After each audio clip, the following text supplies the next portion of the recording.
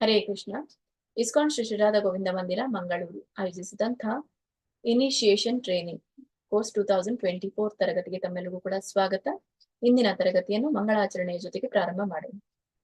ಓಂ ನಮೋ ಭಗವತೆ ವಾಸುದೇವಾಯ. ಓಂ ಅಜ್ಞಾನತಿಮಿರಾಂಧಸ್ಯ ಜ್ಞಾನಾಂಜನಶಲಾಕಯ ಚಕ್ಷುರುನ್ಮಿಲಿತಂ ಯೇನ ತಸ್ಮೈ ಶ್ರೀ ಗುರುವೇ ನಮಃ.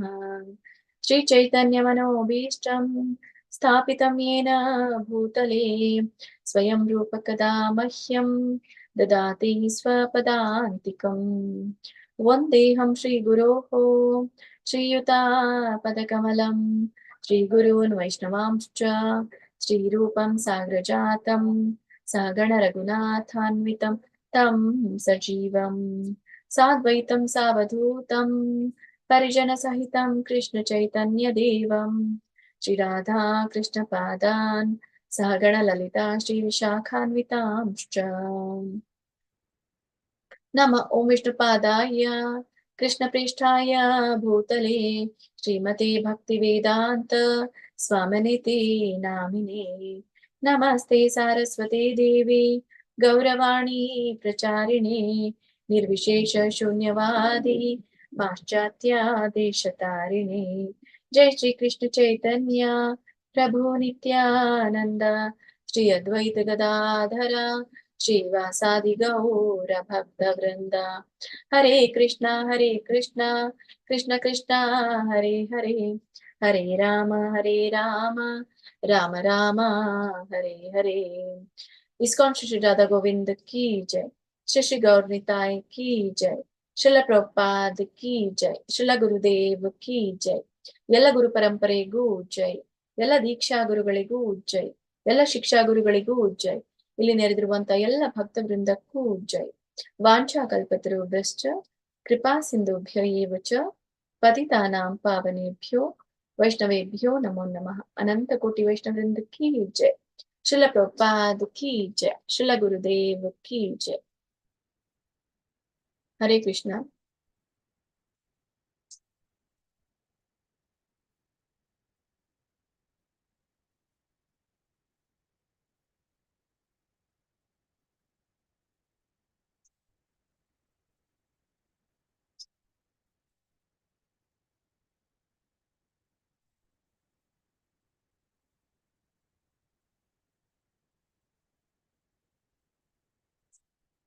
ಓಕೆ, ಸೊ ಇವತ್ತಿನ ತರಗತಿಯನ್ನ ಪ್ರಾರಂಭ ಮಾಡೋಕ್ಕಿಂತ ಮುಂಚೆ ನಾವು ನಿನ್ನೆ ತರಗತಿಯಲ್ಲಿ ಏನೆಲ್ಲಾ ತಿಳ್ಕೊಂಡ್ವಿ ಅನ್ನೋದನ್ನ ಪುನರಾವಲೋಕನವನ್ನ ಮಾಡ್ಕೊಂಡು ಬರೋಣ. ಸೊ ನಿನ್ನೆಯ ತರಗತಿಯಲ್ಲಿ ನಾವು ಮೊದಲನೇ ಅಧ್ಯಾಯದಲ್ಲಿ ಇರುವಂತಹ ಶುದ್ಧ ಭಕ್ತಿ ಸೇವೆಯ 6 ಗುಣಲಕ್ಷಣಗಳನ್ನ ತಿಳ್ಕೊಂಡು ಬಂದ್ವಿ. 6 ಗುಣಲಕ್ಷಣಗಳು ಯಾವ್ದು ಅಂದ್ರೆ, ಮೊದಲನೇದು ಕ್ಲೇಶಾಗ್ನಿ, ಎರಡನೇದು ಶುಭದ, ಮೂರನೇದು ಮೋಕ್ಷ ಲಘುತ ಕೃತ್, 4ನೇದು ಸುದುರ್ಲಭ, 5ನೇದು ಸಾಂದ್ರಾನಂದ ವಿಶೇಷಾತ್ಮ, 6ನೇದು ಶ್ರೀ ಕೃಷ್ಣಾಕರ್ಷಣಿ ಅನ್ನುವಂಥದ್ದು. ಸೊ ಕ್ಲೇಶಾಗ್ನಿ ಅಂತಂದ್ರೆ ಶುದ್ಧ ಭಕ್ತಿ ಸೇವೆ, ದುಃಖದಿಂದ ಮುಕ್ತಿಯನ್ನ ಕೊಡುವಂಥದ್ದು. ಶುಭದ ಅಂತಂದ್ರೆ ಈ ಶುದ್ಧ ಭಕ್ತಿ ಸೇವೆ ಅನ್ನುವಂಥದ್ದು ಸರ್ವ ಕಾರ್ಯಕ್ಕೂ ಮಂಗಳಕರವಾದ ಆರಂಭ ಆಗಿದೆ. ಮೋಕ್ಷ ಲಘುತಾಕೃತ್ ಅಂದ್ರೆ ಒಬ್ಬ ಶುದ್ಧ ಭಕ್ತ ವಿಮೋಚನೆಯನ್ನು ಕೂಡ ಕನಿಷ್ಠ ಅಂತ ತಿಳ್ಕೊಳ್ತಾನೆ. ಸುದುರ್ಲಭ ಅಂತಂದ್ರೆ ಈ ಒಂದು ಶುದ್ಧ ಭಕ್ತಿ ಸೇವೆಯನ್ನ ಸಾಧಿಸೋದು ತುಂಬಾ ವಿರಳ. ಯಾರಿಗೂ ಕೂಡ ಭಗವಂತ ಇದರ ಶುದ್ಧ ಭಕ್ತಿ ಸೇವೆಯನ್ನ ಕೊಡೋದಿಲ್ಲ. ಐಹಿಕ ಸುಖ ಕೊಟ್ರು ಕೂಡ ಈ ಶುದ್ಧ ಭಕ್ತಿಯನ್ನ ಕೊಡೋದಿಲ್ಲ. ಸಾಂದ್ರಾನಂದ ವಿಶೇಷಾತ್ಮ ಅಂತಂದ್ರೆ ಇಲ್ಲಿ ಈ ಅತೀಂದ್ರಿಯವಾದಂತಹ ಆನಂದವನ್ನ ಕೊಡುವಂಥದ್ದು. ಶ್ರೀ ಕೃಷ್ಣಾಕರ್ಷಣೆ ಅಂತಂದ್ರೆ ಕೃಷ್ಣನು ಆಕರ್ಷಿಸುವ ಏಕೈಕ ಸಾಧನ ಆಗಿದೆ ಈ ಒಂದು ಶುದ್ಧ ಭಕ್ತಿ ಅನ್ನೋದನ್ನ ನಾವು ತಿಳಿದುಕೊಂಡ್ವಿ. ಮತ್ತೆ ಜೊತೆಗೆ ಈ ಒಂದು ಪಾಪ ಚಟುವಟಿಕೆಗಳಿಂದ ಆಗುವಂತಹ 4 ರೀತಿಯಾದಂತಹ ಪರಿಣಾಮಗಳನ್ನ ನಾವು ತಿಳಿದುಕೊಂಡ್ವಿ. ಯಾವ್ಯಾವ್ದದು 4 ಪರಿಣಾಮಗಳು? ಅಪ್ರಾರಬ್ಧ, ಕೂಟ, ಪ್ರಾರಬ್ಧ ಮತ್ತೆ ಕರ್ಮ ಬೀಜ ಅನ್ನುವಂಥದ್ದು. ಆಮೇಲೆ ಈ ಪ್ರಬುದ್ಧವಾದಂತಹ ಪಾಪದ ಪ್ರಕ್ರಿಯೆಗಳನ್ನ ಶಿಲ ಪ್ರಭುಪಾದವರು 4 ರೀತಿಯಾದಂತಹ ಉದಾಹರಣೆಗಳನ್ನ ಕೊಟ್ಟಿದ್ದಾರೆ. ಸೊ ಹೇಗೆ ನಮ್ಗೆ ಗೊತ್ತಾಗುತ್ತೆ ಈ ಫಲೋನ್ಮುಖವಾಗಿರುವಂತಹ ಪಾಪದ ಪ್ರಕ್ರಿಯೆಗಳು? ಸೊ ನಾನು ಮಾಡಿರೋದು ನನಗೆ ಗೊತ್ತಾಗುವಂಥದ್ದು ಈ ದೀರ್ಘಕಾಲದ ನಾನು ರೋಗದಿಂದ ಬಳಲಿದಾಗ, ನ್ಯಾಯಾಲಯಗಳ ತೊಡಕಿನಲ್ಲಿ ನಾನು ತೊಡಗಿದಾಗ, ಈ ಹೀನ ಕುಲದಲ್ಲಿ ಜನಿಸಿದಾಗ, ಅನಕ್ಷರಸ್ಥತೆಯಿಂದ, ಕುರುಪಿಯಿಂದ, ಸೊ ಇವೆಲ್ಲವೂ ಕೂಡ ಪ್ರಬುದ್ಧ ಪಾಪಕರ್ಮಗಳ ಉದಾಹರಣೆಗಳನ್ನ ನಾವು ಕಾಣಬಹುದು. ಮತ್ತೆ ನಾವು ಇವನ್ ಯೋಗ ಸಿದ್ಧಿ, ಹೇಗೆ ಈ ಯೋಗ ಸಿದ್ಧಿ ಆಧುನಿಕ ಸಿದ್ಧಿಯ ಕುರಿತಾಗಿ ನಾವು ತಿಳಿದುಕೊಂಡ್ವಿ. ಅಣಿಮ, ಗರಿಮ, ಲಗಿಮ, ಇವುಗಳನ್ನೆಲ್ಲ ಕೂಡ ನಾವು ತಿಳಿದುಕೊಂಡ್ವಿ. ಸೊ ಅವುಗಳನ್ನ ನಾವು ಭೌತಿಕ ಒಂದು ಸಿದ್ಧಿಯ ಜೊತೆಗೆ ನಾವು ತಿಳಿದುಕೊಂಡ್ವಿ. ಹೇಗೆ ವಿಮಾನ ಆಗುವಂಥದ್ದು, ಏನೆಲ್ಲ ಆಧುನಿಕತೆಯನ್ನ ನಾವು ಕಾಣ್ತಾ ಇದ್ದೀವೋ, ತಂತ್ರಜ್ಞಾನವನ್ನ ಕಾಣ್ತಾ ಇದ್ದೀವೋ, ಸೊ ಇವುಗಳೆಲ್ಲವೂ ಕೂಡ ಈ ಒಂದು ಆಧುನಿಕ ಸಿದ್ಧಿ ಅಂತ ಹೇಳಿ, ಭೌತಿಕ ಸಿದ್ಧಿಗಳು ಅಂತ ಕರಿತೇವೆ. ಸೊ ಇವೇ ಯೋಗ ಸಿದ್ಧಿ, ಭೌತಿಕ ಸಿದ್ಧಿ ನಡುವೆ ಯಾವುದು ಕೂಡ ವ್ಯತ್ಯಾಸ ಇಲ್ಲ ಅನ್ನೋದು ಕೂಡ ನಾವು ತಿಳಿದುಕೊಂಡ್ವಿ. ಮತ್ತೆ ಆ ಶ್ರೀಲರೂಪ ಗೋಸ್ವಾಮಿ ಅವರು ನಮಗೆ ಈ ಈ ಭಕ್ತಿ ರಸಾಮೃತ ಪುಸ್ತಕದಲ್ಲಿ ಒಂದು ಈ 3 ರೀತಿಯಾದಂತಹ ಸುಖದ ಮೂಲಗಳಿದೆ ಅನ್ನೋದನ್ನ ನಮ್ಗೆ ತಿಳಿಸಿದ್ರು. ಇದೇ ಭೌತಿಕ ಭೋಗದಿಂದ ಪಡೆರುವಂತಹ ಸುಖ ಮೊದಲನೇದ್ದು, ಆಮೇಲೆ ಪರಬ್ರಹ್ಮನ ಜೊತೆಗೆ ಒಂದಾಗುವಂತಹ ಒಂದು ಸುಖ, ಮತ್ತೆ ಕೃಷ್ಣ ಪ್ರಜ್ಞೆಯಲ್ಲಿ ಪಡೆದಂತಹ ಸುಖ.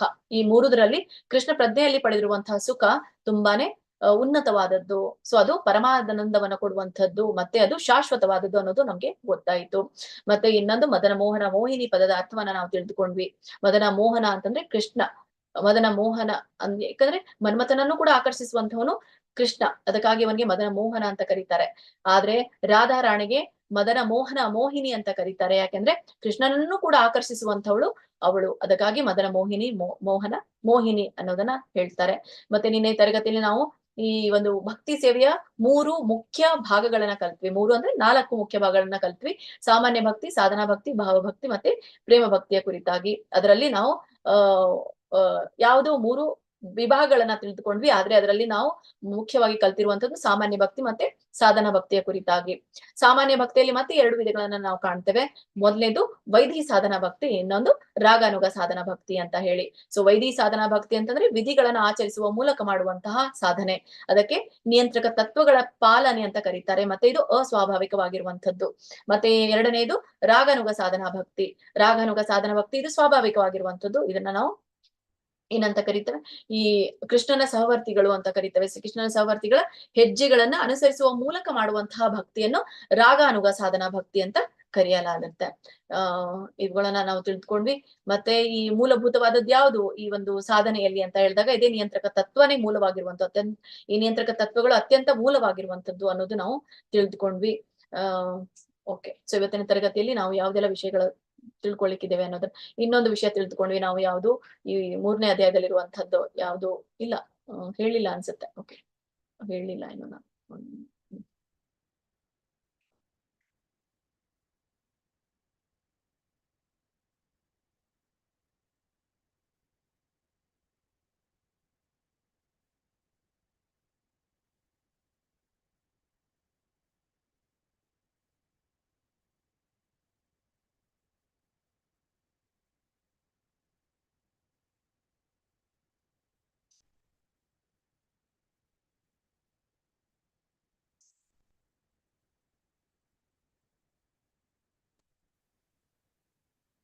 ಎಲ್ರಿಗೂ ಕೂಡ ಸ್ಕ್ರೀನ್ ಕಾಣಿಸ್ತಾ ಇದೆ ಅನ್ಕೊಳ್ತೀನಿ. ಕಾಣಿಸ್ತಾ ಇದೆ ಮಾತಾಜಿ. ಧನ್ಯವಾದಗಳು. ಅರ್ಹತೆ ಮತ್ತು ಶುದ್ಧ ಭಕ್ತಿ ಸೇವೆಯ ಸ್ವತಂತ್ರ ರೂಪವನ್ನ ಇಲ್ಲಿ ತಿಳಿಸ್ತಾರೆ. ಸೊ ಶುದ್ಧ ಭಕ್ತಿ ಸೇವೆಯನ್ನ ಸ್ವೀಕರಿಸಲು ಒಂದು ಅಭ್ಯರ್ಥಿಯ ಅರ್ಹತೆಗಳು ಏನೇನಿರುತ್ತೆ, ಆ ಅರ್ಹತೆಯನ್ನ ಅನುಕ್ರಮವಾಗಿ ನಮ್ಗೆ ಇಲ್ಲಿ ತಿಳಿಸಲಾಗಿದೆ. ಸೊ ಒಬ್ಬ ವ್ಯಕ್ತಿ ಅರ್ಹನಾಗಿದ್ದಾನೆ ಅನ್ನೋದನ್ನ ನಾವು ಯಾವ ತರನಾಗಿ ತಿಳ್ಕೊಳ್ತೇವೆ. ಸೊ ಇವುಗಳನ್ನ ನಾವು ಒಬ್ಬ ಭಕ್ತನ ವರ್ಗೀಕರಣ ಕೂಡ ಅನ್ಬಹುದು. ಭಕ್ತನ ವರ್ಗಗಳನ್ನ ಹೇಗೆ ಮಾಡಲಾಗುತ್ತೆ ಅಂತ ಹೇಳಿ. ಸೊ ಒಬ್ಬ ಅಭ್ಯರ್ಥಿಯ ಅರ್ಹತೆಗಳು ಏನಿರುತ್ತೆ ಆ ವರ್ಗಗಳ ಆಧಾರದ ಮೇಲೆ ಅಂತ ಹೇಳಿ.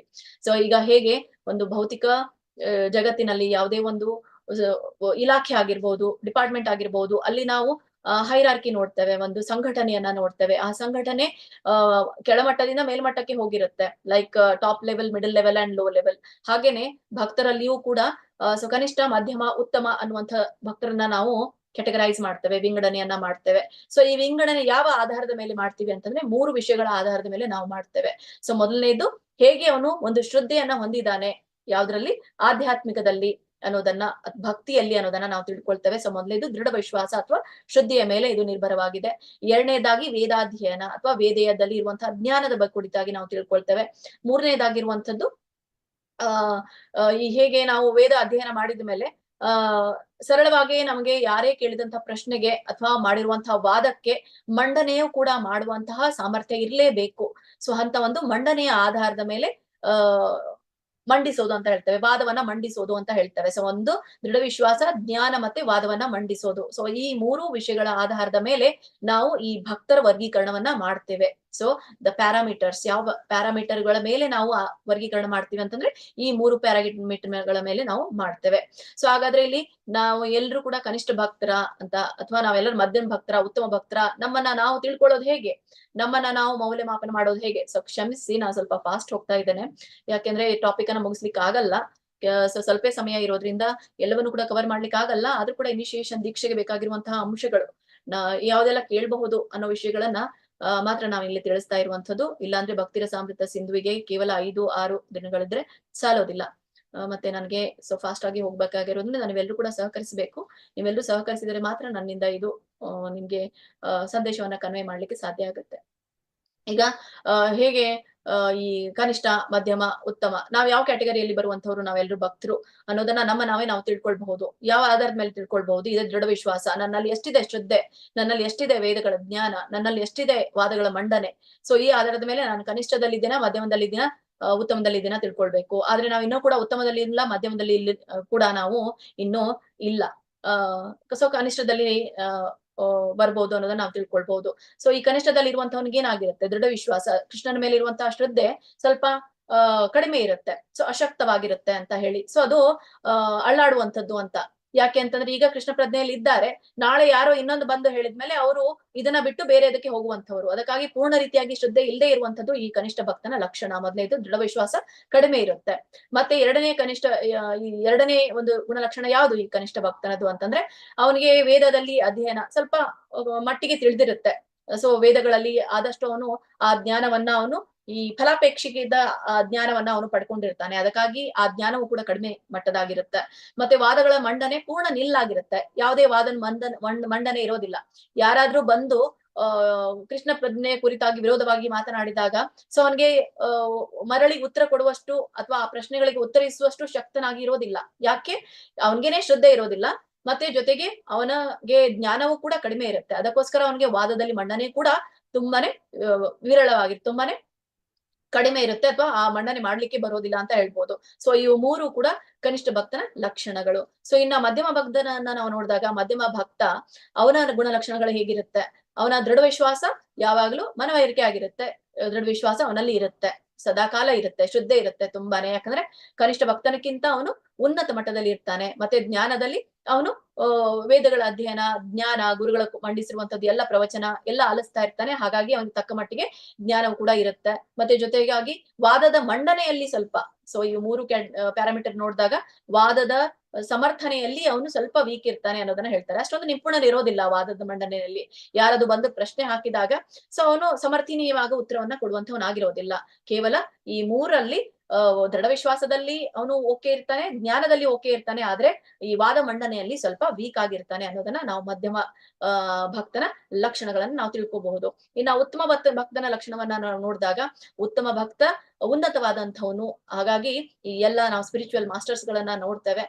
ಸೊ ಅವರೆಲ್ಲರೂ ಕೂಡ ಉತ್ತಮ ಭಕ್ತರ ಅರ್ಹತೆಯನ್ನ ಹೊಂದಿರುವಂತವ್ರು. ಅವರಲ್ಲಿ ತುಂಬಾನೇ ಶ್ರದ್ಧೆ ಇರುತ್ತೆ, ಮತ್ತೆ ಜೊತೆಗೆ ಜ್ಞಾನವನ್ನು ಕೂಡ ಅವರು ಹೊಂದಿರ್ತಾರೆ, ಮತ್ತೆ ವಾದದ ಮಂಡನೆಯಲ್ಲೂ ಕೂಡ ತುಂಬಾನೇ ನಿಪುಣರಾಗಿರ್ತಾರೆ.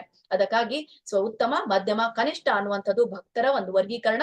ಈ ಮೂರು ವಿಷಯಗಳ ಮೇಲೆ ನಾವು ಮಾಡ್ತೇವೆ. ಸೊ ಅದರಲ್ಲಿ ನಾವು ಯಾವ ಕ್ಯಾಟಗರಿಯಲ್ಲಿ ಬರ್ತೀವಿ ಅನ್ನೋದನ್ನು ಕೂಡ ನಾವಿಲ್ಲಿ ತಿಳ್ಕೊಳ್ಬಹುದು. ಮತ್ತೆ ನೆಕ್ಸ್ಟ್ ಬರುವಂತದ್ದು ಈ ಭಕ್ತಿ ಸೇವೆಯನ್ನ ಪ್ರಾರಂಭಿಸ್ಲಿಕ್ಕೆ ನವಭಕ್ತರು ಅಂತ ಹೇಳ್ತಾರೆ. ಈಗ ಕನಿಷ್ಠ ಭಕ್ತನಾಗ್ಬೇಕು ಅಂದ್ರೂ ಕೂಡ ಒಂದು ರೀತಿಯಾದ ಒಂದು ಪ್ರಾರಂಭ ಅಲ್ಲಿ ಬೇಕು. ಸೊ ಪ್ರಾರಂಭಿಸುವ ನವಭಕ್ತರು 4 ರೀತಿಯಾದಂತಹ ನವಭಕ್ತರನ್ನ ನಾವು ಕಾಣ್ತೇವೆ. ಸೊ ಯಾರೆಲ್ಲ ಭಕ್ತಿಗೆ ಎಂಟರ್ ಆಗ್ತಾರೆ, ಭಕ್ತಿಯನ್ನ ಪ್ರಾರಂಭ ಮಾಡ್ಲಿಕ್ಕೆ ಯಾವ ತರದ ಭಕ್ತರು ಭಕ್ತಿಯನ್ನ ಪ್ರಾರಂಭ ಮಾಡ್ಲಿಕ್ಕೆ ಬರ್ತಾರೆ, ಹೇಗೆ ಪ್ರಾರಂಭವನ್ನ ಮಾಡ್ತಾರೆ ಅಂತ. ಸೊ ಈಗ ಹಲವಾರು ಬಗೆಯ ಭಕ್ತರು ಇರ್ತಾರೆ. ಅದರಲ್ಲಿ 4 ತರನಾದಂತಹ ಭಕ್ತರನ್ನ ನಾವು ಭಗವದ್ಗೀತೆಯಲ್ಲೂ ಕೂಡ ಕಂಡಿದ್ದೇವೆ. ಮತ್ತೆ ಜೊತೆಗೆ ಭಕ್ತಿರಸಾಮೃತ ಸಿಂಧುನಲ್ಲೂ ಕೂಡ ನಮ್ಗೆ ತಿಳಿಸಿದ್ದಾರೆ. ಸೊ ಅಲ್ಲಿ ನಾವು ನೋಡ್ತೇವೆ ಆರ್ತೋ ಅರ್ಥಾರ್ಥಿ ಜಿಜ್ಞಾಸು ಜ್ಞಾನಿ ಅಂತ ನಾವು ಕರಿತೇವೆ. ಈ ಆರ್ಥ ಅಂತಂದ್ರೆ ಸಂಕಷ್ಟದಲ್ಲಿರುವವರು ಅಂತ, ಸಂಕಷ್ಟದಲ್ಲಿ ಇರುವಂತ ದುಃಖದಲ್ಲಿ ಇರುವವರು. ಯಾವಾಗ್ಲೂ ಕೂಡ ನಾವು ದುಃಖದಲ್ಲಿ ಇದ್ದಾಗ ಮಾತ್ರ ಭಗವಂತನನ್ನ ನೆನೆಸ್ತೇವೆ, ದುಃಖದಲ್ಲಿ ಇದ್ದಾಗ ಮಾತ್ರ ನಾವು ಭಗವಂತನನ್ನ ಕಾಣ್ಬೇಕು ಅಂತ ಆಸೆ ಪಡ್ತೇವೆ, ನಮ್ಮ ದುಃಖವನ್ನ ನಿವಾರಿಸ್ಲಿ ಅಂತ ನಾವು ಕೂಗ್ತೇವೆ. ಬೇರೆ ವಿಷಯದ ಸಮಯದಲ್ಲಿ ನಾವು ಅವ್ರನ್ನ ಕೂಗಲ್ಲ. ಸೊ ಯಾರು ಸಂಕಷ್ಟದಲ್ಲಿ ಕೂಗ್ತಾರೋ ಅವರನ್ನ ಆರ್ಥ ಅಂತ ಕರೀತಾರೆ. ಸೊ ಉದಾಹರಣೆಗೆ ನಾವು ಗಜೇಂದ್ರ ವನ್ನ ತಗೋಬಹುದು, ಗಜೇಂದ್ರ ಮೋಕ್ಷ ಅವ್ರಿಗೆ ಹೇಗೆ ಸಿಕ್ತು. ಮತ್ತೆ ಗಜೇಂದ್ರ ಅಷ್ಟೇ ಅಲ್ಲ, ನಾವು ದ್ರೌಪದಿಯನ್ನು ಕೂಡ ತಗೊಳ್ಬಹುದು. ಸೊ ಅವಳು ಕೂಡ ಹೇಗೆ ಈ ಸಭೆಯಲ್ಲಿ ಅವಳ ವಸ್ತ್ರಾಪಹರಣ ವೇಳೆಯಲ್ಲಿ ಅವಳು ಹೇಗೆ ಭಗವಂತನಿಗೆ ಕೈಯ ಮೇಲೆ ಮಾಡಿ ಭಗವಂತನಿಗೆ ಶರಣಾದ್ದು ಅಂತ ಹೇಳಿ. ಸೊ ದ್ರೌಪದಿ ಕೂಡ ಸಂಕಷ್ಟದಲ್ಲಿ ಕೂಗಿರುವಂತವಳು. ಮತ್ತೆ ಪ್ರಹ್ಲಾದ್ ಅವರನ್ನ ನಾವು ಕಾಣಬಹುದು. ಹೀಗೆ ಈ ಆರ್ಥರಲ್ಲಿ ಬರುವಂತವರು ಇವ್ರು 3 ಜನ ಸಂಕಷ್ಟದಲ್ಲಿ ನವ ಭಕ್ತರಾಗಿ ತಮ್ಮ ಭಕ್ತಿಯನ್ನ ಪ್ರಾರಂಭ ಮಾಡಿರುವಂತವರು ಅಂತ ಹೇಳಿ. ಅರ್ಥಾರ್ಥಿಯನ್ನ ನೋಡಿದಾಗ ಈ ಸಂಪತ್ತಿನ ಅನ್ವೇಷಕರು ಅಂತ ನಾವು ಕರಿತೇವೆ. ಸಂಪತ್ತಿನ ಅನ್ವೇಷಕರು ಅಂತಂದ್ರೆ ಸ್ವೈಶ್ವರ್ಯಗಳನ್ನ ಆಸೆ ಪಟ್ಟು ಬಂದಿರುವಂತವರು ಅನ್ವೇಷಕರು. ಸೊ ಇಲ್ಲಿ ಈ ಧನಾಪೇಕ್ಷೆಯನ್ನ ಹೊಂದಿರುವಂತವರು ಅಂತ ಹೇಳಿ. ಉದಾಹರಣೆಗೆ ಇಲ್ಲಿ ಧ್ರುವ ಮಹಾರಾಜ ಅವರ ಉದಾಹರಣೆಯನ್ನ ನಾವು ತಗೊಳ್ಬಹುದು. ಸೊ ಅವರು ಕೂಡ ಸಂಪತ್ತಿನ ಅಪೇಕ್ಷೆಯನ್ನ ಪಟ್ಟು ಹೇಗೆ ಅವರು ಈ ಭಕ್ತಿಯನ್ನ ಮಾಡ್ಲಿಕ್ಕೆ ಮುಂದರಾದ್ರು ನಾರದ ಮುನಿಗಳ ಒಂದು ಗುರುತ್ವದಲ್ಲಿ ಅಂತ ಹೇಳಿ. ಆಮೇಲೆ ಸುಗ್ರೀವರನ್ನು ಕೂಡ ನಾವು ಕಾಣಬಹುದು ಈ ಅರ್ಥಾರ್ಥಿದಲ್ಲಿ. ಈ ಸಂಪತ್ತಿನ ಅನ್ವೇಷಕರು ಸುಗ್ರೀವ, ವಿಭೀಷಣರು ಕೂಡ ಈ ಅರ್ಥಾರ್ಥಿಯಾಗಿ ಬಂದಿರುವಂತದ್ದು. ರಾಮ ಮತ್ತೆ ರಾಮನ ಸೈನ್ಯವನ್ನ ಅವರು ಜಾಯಿನ್ ಆಗಿರುವಂತದ್ದು, ಸೇರ್ಕೊಂಡಿರುವಂತದ್ದು ಅರ್ಥಾರ್ಥಿಯಾಗಿ. ಆಮೇಲೆ ಜಿಜ್ಞಾಸುವನ್ನ ಕಾಣ್ತೇವೆ. ಜಿಜ್ಞಾಸು ಅಂತಂದ್ರೆ ಈ ಒಂದು ಹಂಬಲ, ಆಪೇಕ್ಷೆ, ಜ್ಞಾನವನ್ನ ಹುಡುಕುವಂತವರು ಅಂತ ಕರೀತೇವೆ ಜಿಜ್ಞಾಸುಗಳು ಅಂತ. ಈ ಜಿಜ್ಞಾಸುವಿನಲ್ಲಿ ಉದಾಹರಣೆ ನೈಮಿಷಾರಣ್ಯದ ಋಷಿಗಳನ್ನ ನಾವು ಕಾಣ್ತೇವೆ. ಶ್ರೀಮದ್ ಭಾಗವತಂ ಪ್ರಾರಂಭ ಆಗುವಂತದ್ದು ಈ ನೈಮಿಷಾರಣ್ಯದ ಋಷಿಗಳಲ್ಲಿ ಇರುವಂತಹ ಕಾತುರತೆ, ಹೇಗೆ ಅವರು ಈ ಭಾಗವತಮನ್ನ ಕೇಳ್ಬೇಕು ಅನ್ನುವಂತಹ ಆತುರವನ್ನ ವ್ಯಕ್ತಪಡಿಸಿದ್ರು ಅನ್ನೋದನ್ನ ನಾವು ಕಾಣ್ತೇವೆ. ಸೊ ಎಲ್ಲ ಋಷಿಮುನಿಗಳು ಕೂತಿದ್ರು. ಸೊ ಇವ್ರಿಗೆ ಭಗವಂತನ ಕುರಿತಾಗಿ ತಿಳ್ಕೊಳ್ಬೇಕು ಅನ್ನುವಂತಹ ಜಿಜ್ಞಾಸೆ ಇತ್ತು. ಸೊ ಅದೇ ಭಕ್ತಿಯ ಪ್ರಾರಂಭವನ್ನು ಕೂಡ ಅವರಿಗೆ ಭಕ್ತಿಯಲ್ಲಿ ಮುಂದುವರಿ ಹಾಗೆ ಮಾಡಿತ್ತು ಅನ್ನೋದನ್ನ ನಾವು ನೋಡ್ತೇವೆ. ಆಮೇಲೆ ನಚಿಕೇತ ಉದಾಹರಣೆ ಜಿಜ್ಞಾಸುವಿನಲ್ಲಿ. ಆಮೇಲೆ ಉದ್ದವನು ಕೂಡ ಈ ವೃಂದಾವನದಲ್ಲಿ ಇರುವಂತಹ ಗೋಪಿಕೆಯರ ಭಾವವನ್ನ ತಿಳ್ಕೊಳ್ಳುವಂತಹ ಕಾತರತೆ ಉದ್ದವನಲ್ಲಿ ಇತ್ತು. ಸೊ ಅವರು ಕೂಡ ಜಿಜ್ಞಾಸುವಿನಲ್ಲಿ ನಾವು ತಿಳ್ಕೊಳ್ತೇವೆ. ಆಮೇಲೆ ಕೊನೆಯದಾಗಿರುವಂತದ್ದು ಜ್ಞಾನಿ. ಈ ಜ್ಞಾನಿಗಳಲ್ಲಿ ಬರುವಂತವರು ಆತ್ಮ ಸಾಕ್ಷಾತ್ಕರಿಸಿಕೊಂಡವರು ಅಂತ ಕರೀತೇವೆ. ಇವರಿಗೆ ಉದಾಹರಣೆ 4 ಕುಮಾರರು. ಮತ್ತೆ ಜ್ಞಾನಿಗಳಿರುವಂತವರು ಶುಕುಮುನಿಗಳು. ತಾಯಿಯ ಒಂದು ಮಡಿಲಲ್ಲೇ ಹೊಟ್ಟೆಯಲ್ಲೇ ಇದ್ದಾಗಲೇನೆ ಅವರು 16 ವರ್ಷಗಳ ಕಾಲ ಆ ಒಂದು ಶ್ರೀಮದ್ ಭಾಗವತವನ್ನ ಅವರ ತಂದೆಯವರಿಂದ ಆಲಿಸುವುದರ ಮೂಲಕ ಅವರು ಹೇಗೆ, ಮತ್ತೆ ಜೊತೆಗೆ ಅವರ ಹಿಂದಿನ ಜನ್ಮದಲ್ಲಿ ಶಿವ ಮತ್ತೆ ಪಾರ್ವತಿಯರಿಂದ ಶಿವನಿಂದ ಆ ಭಾಗವತವನ್ನ ಆಲಿಸುವುದರ ಮೂಲಕ ಅವರು ಜ್ಞಾನವನ್ನ ಪಡ್ಕೊಂಡಿದ್ರು ಅನ್ನೋದನ್ನ. ಮತ್ತೆ ಇವನ್ ಮೀರಾಬಾಯಿ ಅವರನ್ನ ನಾವು ಕಾಣ್ತೇವೆ. ಆಮೇಲೆ ನರಸಿಂಹ ಮೆಹ್ತಾ ಈ ಕಡೆ ಅವರು ಪಂಜಾಬ್ ಕಡೆ ಬರುವಂತವ್ರು. ಪ್ರಹ್ಲಾದ್ ಮಹಾರಾಜರು ಕೂಡ ಜ್ಞಾನಿಯಲ್ಲೇ ಬರುವಂತವ್ರು, ಆತ್ಮ ಸಾಕ್ಷಾತ್ಕರಿಸಿಕೊಂಡವರು. ಆದ್ರೆ ನಾವಿಲ್ಲಿ ಕೆಲವು ಉದಾಹರಣೆಯನ್ನ ಕೊಡ್ತೇವೆ, 4 ಕುಮಾರರ ಉದಾಹರಣೆ. ಆದ್ರೆ ಜ್ಞಾನಿಗಳಲ್ಲಿ ಇವರೆಲ್ಲರೂ ಕೂಡ ಉದಾಹರಣೆ ರೂಪದಲ್ಲಿ ಬರ್ತಾರೆ.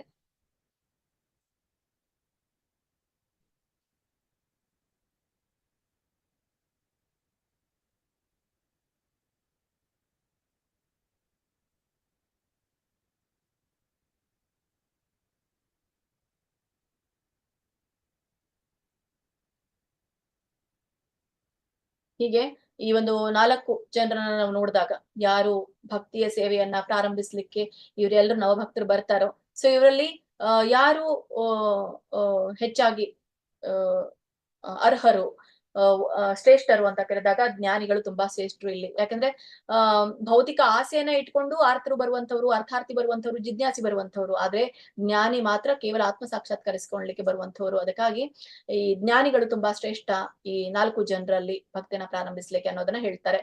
ಆಮೇಲೆ ಇಲ್ಲಿ ಶ್ರೀಧರ ಪ್ರಭುಪಾದವರು ನಮ್ಗೆ ತಿಳಿಸ್ತಾರೆ ಏನಂತ, ಈ ಎಲ್ಲ ಏನು ಸಂಕಷ್ಟದಲ್ಲಿ ಇರುವವರಿದ್ದಾರೋ, ಸೊ ಇನ್ನು ಉನ್ನತ ಹಂತದಲ್ಲಿ ಭಗವಂತನ ಸೇವೆಯನ್ನ ಮಾಡ್ಲಿಕ್ಕೆ ಯಾವಾಗ ಮುಂದಾಗ್ತಾರೋ, ಸೊ ಅವರು ಆ ಒಂದು ಭೌತಿಕ ಅಭಿಲಾಷೆಯನ್ನ ಬಿಟ್ಟು ಕೇವಲ ಈ ಭಕ್ತಿಯ ಮಾರ್ಗದಲ್ಲಿ ಮುಂದುವರಿಲಿಕ್ಕೆ, ಪರಮಾನಂದವನ್ನ ಪಡಿಲಿಕ್ಕೆ ಮುಂದಾಗ್ತಾರೆ. ಅವರು ಕೂಡ ಶುದ್ಧ ಭಕ್ತರಾಗಬಲ್ರು ಅನ್ನೋದನ್ನ ಇಲ್ಲಿ ತಿಳಿಸ್ತಾರೆ. ಹಾಗಂತ ಹೇಳಿ ಅವರು ಸಂಪತ್ತಿಗಾಗಿ ಬಂದ್ರೆ ಕೇವಲ ಸಂಪತ್ತಿಗಾಗಿನೇ ನಾ ಬರ್ಬೇಕು ಯಾವಾಗ್ಲೂ ಅಂತ ಇಲ್ಲ. ಅವರು ತಮ್ಮನ್ನ ತಾವು ಶುದ್ಧ ಭಕ್ತಿ ಸೇವೆಗೆ ಉನ್ನತೀಕರಿಸಿಕೊಳ್ಬಹುದು ಅನ್ನೋದನ್ನ ಇಲ್ಲಿ ಹೇಳ್ತಾರೆ.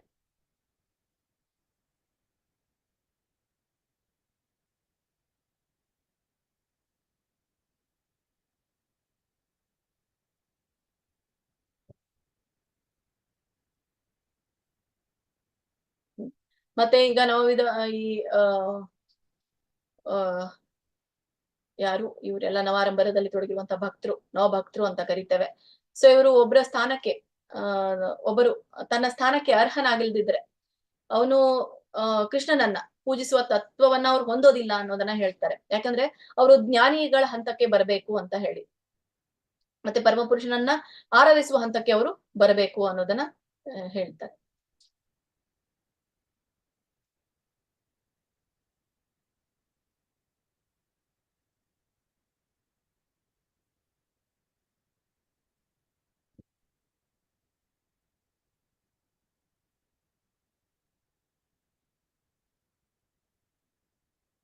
ಸೊ ಇನ್ನು ಮುಂದಿನ ಒಂದು ಅಧ್ಯಾಯ 6 ನಾವು ನೋಡೋಣ. ಇಲ್ಲಿ ಶುದ್ಧ ಭಕ್ತಿ ಸೇವೆಯನ್ನ ಸಲ್ಲಿಸುವಂತಹ 6 ವಿಧಾನ ಸಲ್ಲಿಸುವ ವಿಧಾನಗಳನ್ನ ನಾವು ಕಾಣ್ತೇವೆ ಅಧ್ಯಾಯ 6ರಲ್ಲಿ.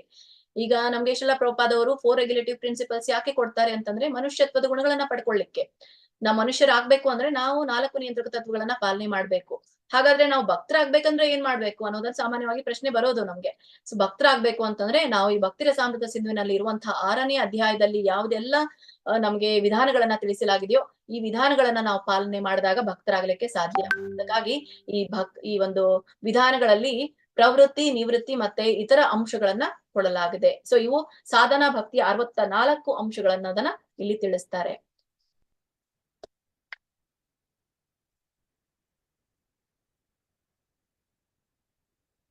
ಈ ಸಾಧನಾ ಭಕ್ತಿ 64 ಅಂಶಗಳು ಯಾವ್ಯಾವ್ದು ಈ 6ರಿಂದ 13ನೇ ಅಧ್ಯಾಯದವರೆಗೂ ಕೂಡ ನಾವು ಕಾಣ್ತೇವೆ. 6ರಿಂದ 13ನೇ ಅಧ್ಯಾಯ ನೀವು ಓಪನ್ ಮಾಡ್ಕೊಳ್ಳಿ, ಮಧ್ಯದಲ್ಲಿ ಇರುವಂತಹ ಭಾಗಗಳನ್ನ ನೀವು ಓದ್ಕೊಳ್ಳಿ.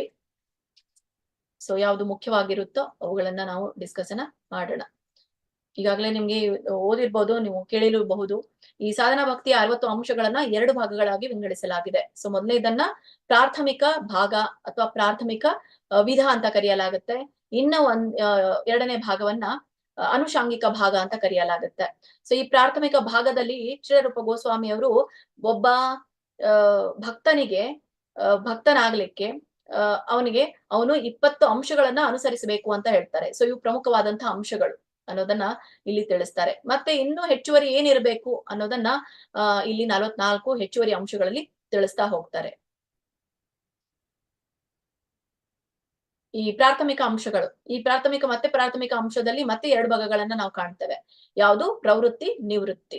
ಪ್ರವೃತ್ತಿ ಅಂತಂದ್ರೆ ಯಾವ್ದನ್ನ ಮಾಡ್ಬೇಕು, ನಿವೃತ್ತಿ ಅಂತಂದ್ರೆ ಯಾವ್ದನ್ನ ಬಿಡಬೇಕು. ಈಗ ಒಬ್ಬ ಭಕ್ತನಾಗ್ಬೇಕು ಅಂತಂದ್ರೆ ನಾನು ಕೇವಲ ಪೂಜೆಯನ್ನ ಮಾಡ್ತೇನೆ ಉಳಿದಿದ್ದೇನು ಬಿಡಲ್ಲ ಅಂತಂದಾಗ ಇಲ್ಲಿ ನಮ್ಗೆ ಸಾಧ್ಯ ಆಗೋದಿಲ್ಲ. ಯಾಕಂದ್ರೆ ಪ್ರತಿಯೊಂದ್ರಲ್ಲಿನೂ ಕೂಡ ಒಳ್ಳೇದು ಕೆಟ್ಟದ್ದು ಅನ್ನೋದು ಇದ್ದೇ ಇರುತ್ತೆ. ಸೊ ಒಂದು ಒಳ್ಳೇದಿದ್ರೆ ಕೆಟ್ಟದ್ದು ಇದ್ದೇ ಇರುತ್ತೆ. ಹಾಗೆ ಒಬ್ಬ ಭಕ್ತ ಒಳ್ಳೇದನ್ನ ಅನುಸರಿಸಬೇಕು, ಕೆಟ್ಟದ್ದನ್ನ ಬಿಡಬೇಕು. ಅದಕ್ಕಾಗಿ ಯಾವ್ದನ್ನ ಅನುಸರಿಸಬೇಕು ಅದಕ್ಕೆ ಪ್ರವೃತ್ತಿ. ಸೊ ಅಲ್ಲಿ ನಾವು ನಿರತರಾಗ್ಬೇಕು, ಯಾವ್ದನ್ನ ನಾವು ಮಾಡ್ಬೇಕು. ನಿವೃತ್ತಿ ಅಂತಂದ್ರೆ ಯಾವ್ದನ್ನ ನಾವು ಮಾಡ್ಬಾರ್ದು ಅನ್ನೋದನ್ನ 10 ಅಂಶಗಳ ಮೂಲಕ ಇಲ್ಲಿ ನಮ್ಗೆ ತಿಳಿಸ್ಕೊಟ್ಟಿದ್ದಾರೆ, ಪ್ರವೃತ್ತಿ ನಿವೃತ್ತಿಗಳ ಮೂಲಕ. ಸೊ ನಾವಿಲ್ಲಿ ಕಾಣಬಹುದು 10 ರೀತಿಯಾದಂತಹ ಪ್ರವೃತ್ತಿಗಳು. ಇದು ನಿಮ್ಗೆ 59ನೇ ಪೇಜ್ ಅಲ್ಲಿ ಸಿಗುತ್ತೆ. ಸೊ ನಾನು ಓದ್ತೇನೆ, ನೀವು ಎಲ್ರಿಗೂ ಕೂಡ ಸಾಮಾನ್ಯವಾಗಿ ಇದು ಗೊತ್ತಿರ್ಬೋದು 10 ಪ್ರವೃತ್ತಿಗಳು ಯಾವ್ಯಾವ್ದು ಅಂತ ಹೇಳಿ. ಈ ಮೊದಲನೇದು ಗುರುಗಳೊಬ್ಬರಿಂದ ದೀಕ್ಷೆ ಪಡೆದು ಭಕ್ತಿ ಸೇವೆಯನ್ನು ಹೇಗೆ ಸಲ್ಲಿಸಬೇಕೆಂದು ನಾವು ತಿಳಿದುಕೊಳ್ಳೋದು. ಸೊ ಇದಕ್ಕೆ ಗುರುಪಾದಾಶ್ರಯ ಅಂತ ಹೇಳಿ ಕರೀತಾರೆ. ಸೊ ಒಬ್ಬ ನಿಷ್ಠಾವಂತ ಗುರುವಿನ ಆಶ್ರಯವನ್ನ ನಾವು ಪಡಿಬೇಕು. ಅದಕ್ಕಾಗಿ ಈ ಎಲ್ಲ ನೀವು ದೀಕ್ಷೆ ಪಡೆಯುವಂಥದ್ದು ದೀಕ್ಷೆ ಪಡೆಯುವ ಒಂದು ಇದರಲ್ಲಿ ಈ ಭಕ್ತಿ ರಸಾಮೃತ ಸಿಂಧುವಿನಲ್ಲಿ ಭಕ್ತನಾಗ್ಬೇಕು ಅಂದ್ರೆ ಮೊದಲು ನಾವು ಗುರುಗಳ ಆಶ್ರಯವನ್ನ ಪಡಿಬೇಕು. ಅದೇ ನಮ್ಗೆ ಇರುವಂತದ್ದು ಮೊದಲನೇದು. ಆಮೇಲೆ ಹೇಳ್ತಾರೆ ಶ್ರೀಕೃಷ್ಣ ದೀಕ್ಷಾದಿ ಶಿಕ್ಷಣಂ ಅಂತ ಕರೆಯುತ್ತಾರೆ. ಶ್ರೀಕೃಷ್ಣ ದೀಕ್ಷಾದಿ ಶಿಕ್ಷಣಂ ಅಂದ್ರೆ ಸದ್ಗುರುಗಳೊಬ್ಬರಿಂದ ನಾವು ದೀಕ್ಷೆಯನ್ನ ಪಡೆಯಬೇಕು. ಅದೇ ಮೊದಲೇದು ಪಾದಾಶ್ರಯ, ಆಮೇಲೆ ದೀಕ್ಷೆಯನ್ನ ಪಡೆಯುವಂಥದ್ದು. ಆ ದೀಕ್ಷೆ ಪಡೆಯೋದು ಅಂತಂದ್ರೆ ಅರ್ಥ ಏನು? ಭಕ್ತಿ ಸೇವೆ ಶಿಕ್ಷಣವನ್ನ ನಾವು ಪಡ್ಕೊಳ್ಳುವಂಥದ್ದು ಅಂತ. ಆಮೇಲೆ ವಿಶ್ರಂಬೇಣ ಗುರು ಸೇವಾ ಅಂತ ಕರೀತಾರೆ. ವಿಶ್ರಂಬೇಣ ಗುರು ಸೇವಾ ಅಂದ್ರೆ ಶ್ರದ್ಧೆ ವಿಶ್ವಾಸದಿಂದ ನಾವು ಸದ್ಗುರುಗಳೊಬ್ಬರ ಸೇವೆಯನ್ನ ಸಲ್ಲಿಸುವಂಥದ್ದು. ಕೇವಲ ಗುರುಗಳಿದ್ರೆ ಸಾಲದು, ನಾವು ದೀಕ್ಷೆ ಪಡೆದ್ರೆ ಸಾಲದು. ಸದ್ಗುರುಗಳ ಒಬ್ಬರ ನಾವು ಶ್ರದ್ಧೆ ಇಟ್ಕೊಳ್ಬೇಕು, ವಿಶ್ವಾಸ ಇಟ್ಕೊಳ್ಬೇಕು. ಆಮೇಲೆ ಅವರ ಸೇವೆಯನ್ನು ಕೂಡ ನಾವು ಮಾಡುವಂಥದ್ದು. ಆಮೇಲೆ ಸಾಧು ವರ್ತ್ಮಾನು ವರ್ತನಂ ಅಂತ ಹೇಳ್ತಾರೆ. ಮಹಾನ್ ಆಚಾರ್ಯರ ಹೆಜ್ಜೆಗಳನ್ನ ನಾವು ಅನುಸರಿಸುವಂಥದ್ದು. ಈಗ ನಾವು ಶ್ರೀ ರೂಪ ಗೋಸ್ವಾಮಿ ಅವರ ಹೆಜ್ಜೆ ಜಾಡಿನಲ್ಲಿ ನಾವು ನಡೀತಾ ಇದ್ದೇವೆ. ಸೊ ಗುರು ಪರಂಪರೆ ಹೆಜ್ಜೆ ಜಾಡಿನಲ್ಲಿ ನಡೀತಾ ಇದ್ದೇವೆ. ಅದಕ್ಕೆ ನಮ್ಗೆ ಬ್ರಹ್ಮ ಮಧ್ವ ಗೌಡಿಯ ಸಂಪ್ರದಾಯ ಅಂತ ಕರೆಯಲಾಗುತ್ತೆ. ಸೊ ಈ ಸಂಪ್ರದಾಯವನ್ನ ನಾವು ಅನುಸರಿಸ್ತಾ ಇದ್ದೇವೆ. ಅಲ್ಲಿ ಇರುವಂತಹ ಆಚಾರ್ಯರ ಹೆಜ್ಜೆಗಳನ್ನ ನಾವು ಅನುಸರಿಸ್ತಾ ಇದ್ದೇವೆ. ಅದಕ್ಕಾಗಿ ಸಾಧು ವರ್ತ್ಮಾನು ವರ್ತನಂ ಅಂತ ಹೇಳಿ ಇದು 4ನೇದು ನಾವು ಅನುಸರಿಸುವಂತಹ ಒಂದು ಭಕ್ತಿಯ ಭಾಗ. ಸೊ ಇನ್ನ ಸದ್ಧರ್ಮ ಪೃಚ್ಛ ಅಂತ ಹೇಳ್ತಾರೆ. ಇದು ನಮ್ಗೆ ಭಾಗವತಂನಲ್ಲಿ ಕೂಡ ಬರುವಂತದ್ದು. ಸದ್ಧರ್ಮ ಪೃಚ್ಛ ಅಂತಂದ್ರೆ ಆ ಈ ಕೃಷ್ಣ ಪ್ರಜ್ಞೆಯ ಧಾರ್ಮಿಕ ತತ್ವಗಳ ಕುರಿತಾಗಿ ಒಬ್ಬ ಗುರುಗಳಿಂದ ಕೇಳಿ ತಿಳಿದುಕೊಳ್ಳುವಂಥದ್ದು ಅಂತ ಹೇಳಿ. ಅದಕ್ಕಾಗಿ ನಾವು ಈ ಒಂದು ಏನೇ ನಮ್ಗೆ ಗೊಂದಲ, ಏನೇ ನಮ್ಗೆ ವಿಷಯಗಳು ತಿಳಿದೇ ಇದ್ದಾಗ ನಾವು ಈ ಧಾರ್ಮಿಕ ತತ್ವಗಳನ್ನ ಕುರಿತಾಗಿ ಒಬ್ಬ ಗುರುಗಳಿಂದ ಕೇಳಿ ತಿಳಿದುಕೊಳ್ಳೋದು ಅನ್ನೋದನ್ನ ಇಲ್ಲಿ ಹೇಳ್ತಾರೆ.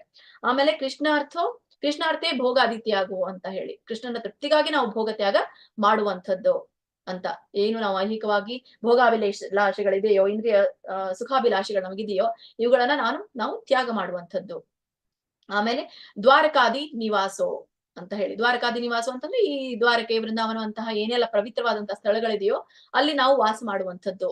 ಸೊ ವಾಸ ಮಾಡ್ಲಿಕ್ಕಾಗ್ಲಿಲ್ಲ ಅಂತಂದ್ರೆ ನಾವು ಯಾತ್ರೆಯನ್ನು ಕೂಡ ಕೈಗೊಳ್ಳಿಕ್ಕಾಗ್ಲಿಲ್ಲ ಅಂದ್ರೆ ಶ್ರೀಲ ಪ್ರಭುಪಾದ ಅವರು ಹೇಳ್ತಾರೆ, ನಾವು ಇದ್ದಂತ ಸ್ಥಳವನ್ನೇ ನಾವು ವೃಂದಾವನವನ್ನಾಗಿ ಮಾಡಬಹುದು ಅನ್ನೋದನ್ನು ಕೂಡ ತಿಳಿಸ್ತಾರೆ.